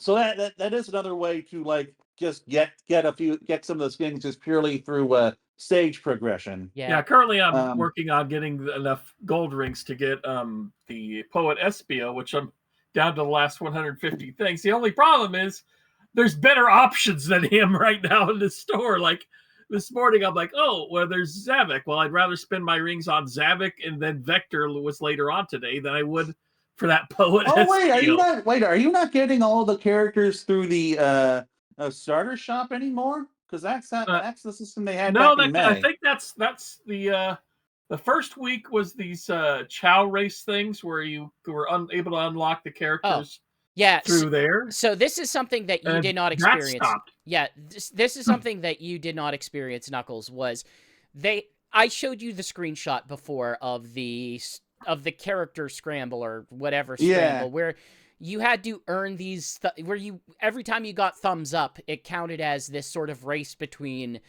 two other players, that the person who got the most or got them first got that character, which I don't know if that's a consistent thing or if there's a specific number of characters that you are expected to get before that goes away. That's what I'm suspecting happens with you, Shigs, is like you just got all the characters that thing expects you to get. I think so. I got up to Eggman. My guess is that, yeah, that you probably got everything that they were offering in there. That probably was a fast track system that sort of removed them from the ring progression, we'll say.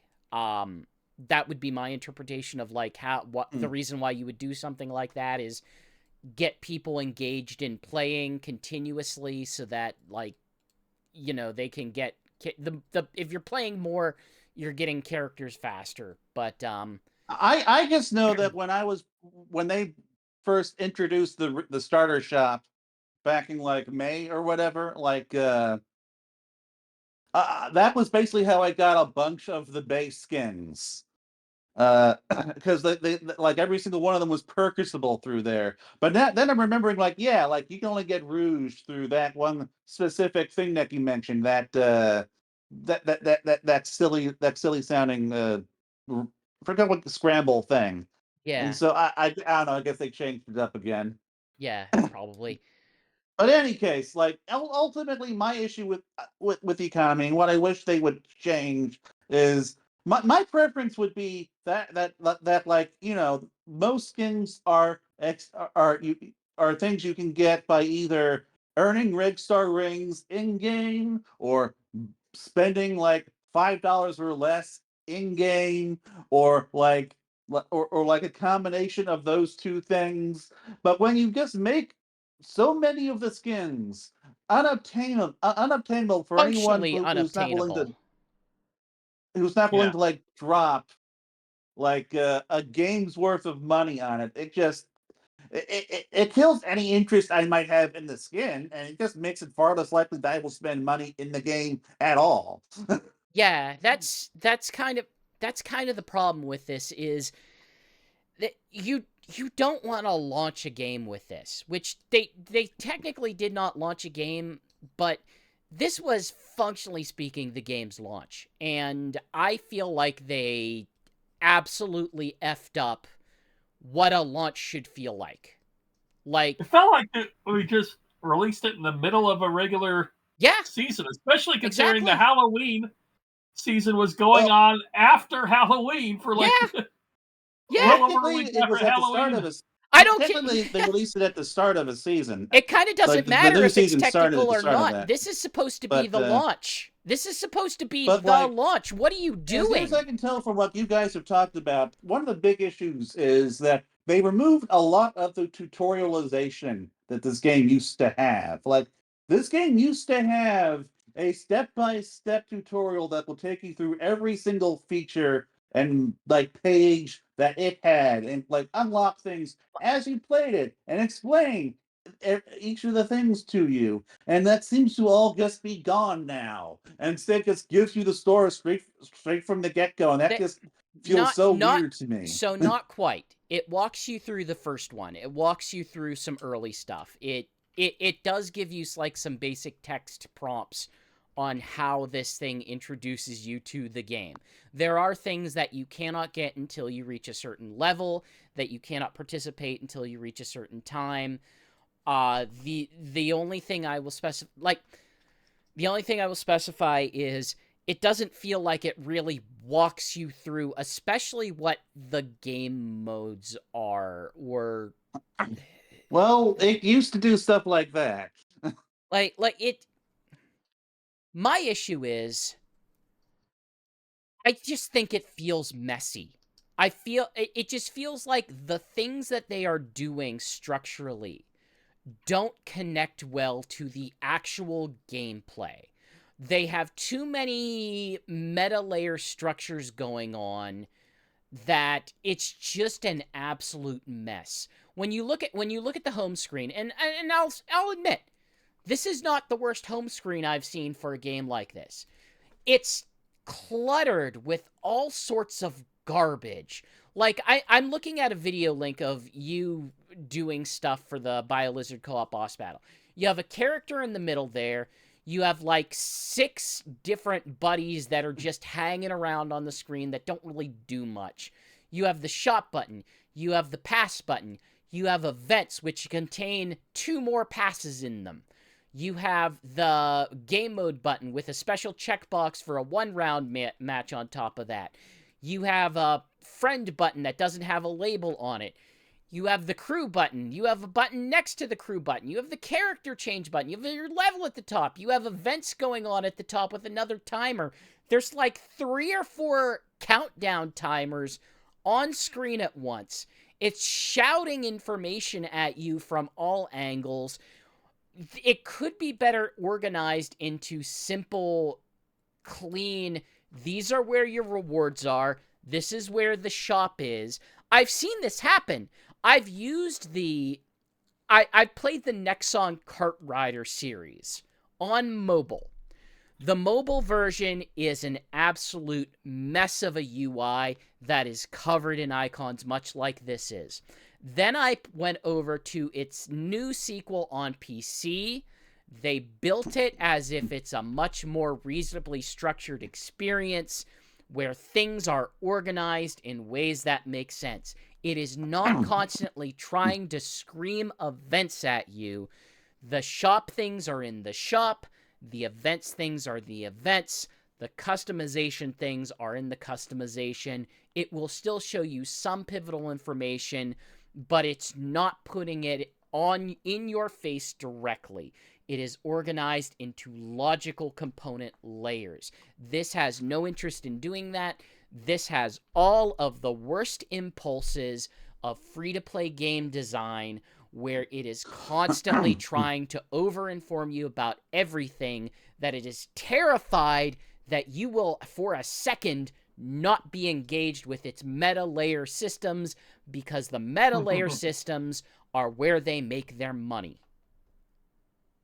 I do kind of wonder if there's like a scientific reasoning behind this, because as you said, that mobile centric kart racer had a similar layout. The Fist of the North Star mobile game had a layout that was worse than this.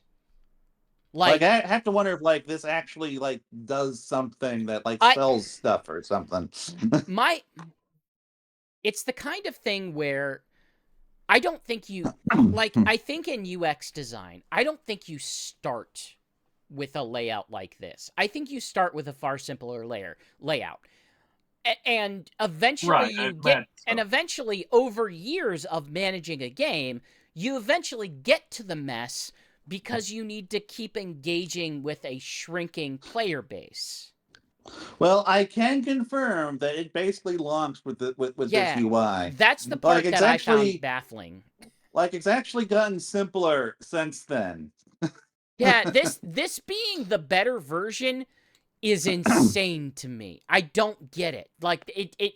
It seems nonsensical. It's the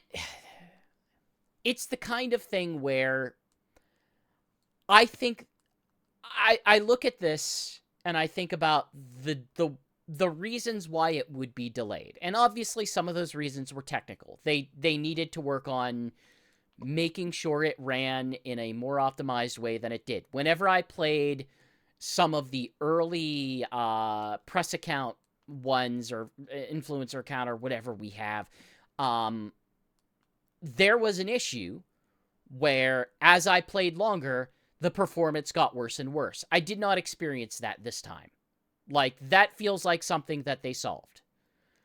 But it also feels like it just feels over-designed. It feels like it's pulling... This feels like the Rovio influence talking. If I were to point to anything from Rovio, I would look at this screen and say, this looks like Rovio influence. This looks like something that you would buy a company to tell you this is how you make a UI. And maybe I'm crazy for thinking that. Maybe I'm being overly cynical or just absolutely misled by whose contribution was attached to this, but... Oh, no, this is typical, a typical mobile game. Yeah. In that regard. But also, hey, SEGA has their own mobile developers. It could have gotten to this without Rovio influence. It's just that I think of Rovio as, one of the ugly mobile devs within the current marketplace, given, hey, your experience with Angry Birds 2. It wouldn't surprise me if that's not that far removed from something like this. Angry Birds 2. I wanted those Sonic hacks. Maybe go through the goddamn Tower of Pain. Well, if you collect enough shadow coins, maybe you can open the correct shadow blind box in this thing. It's what? I'm so glad this game doesn't have blind boxes. This game does have blind boxes. You get the shadow coins and you open the shadow blind box. That's a mechanic it has. Sure. When I say blind box, I guess I should have said loot crates. It is not gachapon reliant in the same way that a lot of other games are. The fundamental items, the high demand items are for pay through in-game currency or direct money. Like that much we will agree on. But we can't deny that it doesn't have some amount of gachapon aspects. Mild ones. I mean, sure. Mild ones, but it does have them.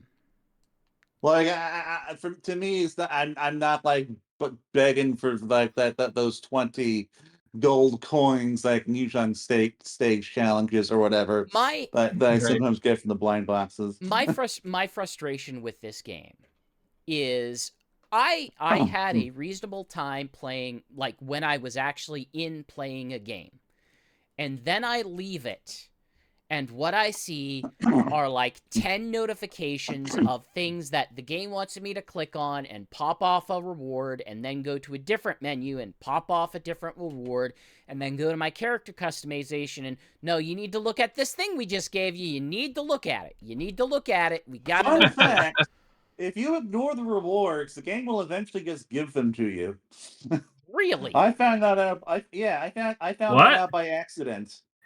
That's like I was purposefully ignoring the season 1 pass in like the Sonic Stadium for while I was like building stuff up for a video, and then like it all, because I was gonna activate it like in the video. Is this the after launch thing? Yeah, but then it all just popped up on screen and just gave me all of the stuff that I had earned. I guess because I took too long or something. I don't know. If there was a way, and hey, maybe there's a setting in the options that I could be using. I doubt there is. Well, hold on. Like maybe there's a setting in the options I could be using, or maybe like, look, I'm not going to be insulted if you're saying, well, just ignore it.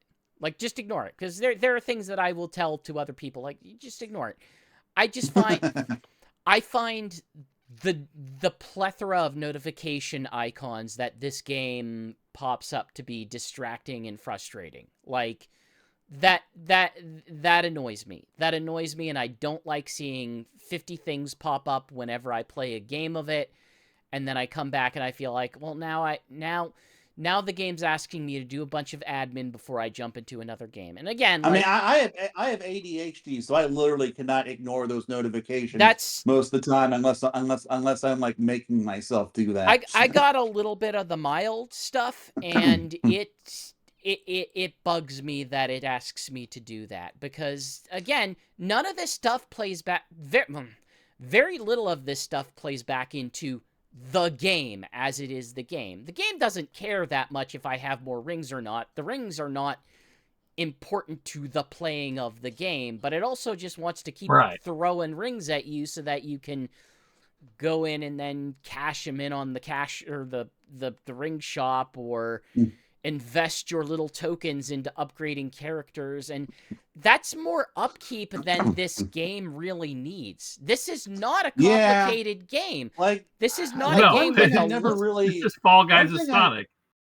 One thing I never really understood was how everything needed to be leveled up, and like it used to be that like every single thing had its own currency until they like streamlined it several months ago. So like it was that aspect used to be even worse. Yeah. But like I'm really sorry, guys. I really got to get going. It's well, we're about done. So you can leave now if you want. Yeah. But I just never really understood why they had to make you level all that stuff up. I just didn't care until like the leaderboards came around, and all of a sudden, hey, I at least have a reason to care about this stuff now. And so I started leveling it up just so I could do better on the leaderboards. I can't begin to care about the leaderboards or anything, because like I only care about the leaderboards because I got red star rings. Like I like definitively the leaderboard aspect is pay to accelerate. Like it's not this game is not pay to win. I will emphasize this. This is not pay to win. This is pay to accelerate rewards. It is 100% pay to accelerate rewards. Yeah, but very true. Yeah. In any case, do we have any final thoughts on Sonic Rumble? It feels like it should be telling that I have played this game 3 times. I have played this game across 3 total sessions. I have played this game once in one of the early preview things with the press account. I played it a second time when you kind of insisted I check out the new stuff, and then I played it once after the launch. I have booted it up several times after the launch to check on things while I write things out. I have not felt compelled to play it again. Like I felt like I got what I was going to get out of it, and I just find a lot of the meta layer to be more annoying than I want to deal with for the quality of game it is, whenever I could just be playing, like, I could play more Minecraft, I could play Pac-Man, I could play any of the dozens of games I have access to on Game Pass. I have dozens of classic games I have access to that I could be playing.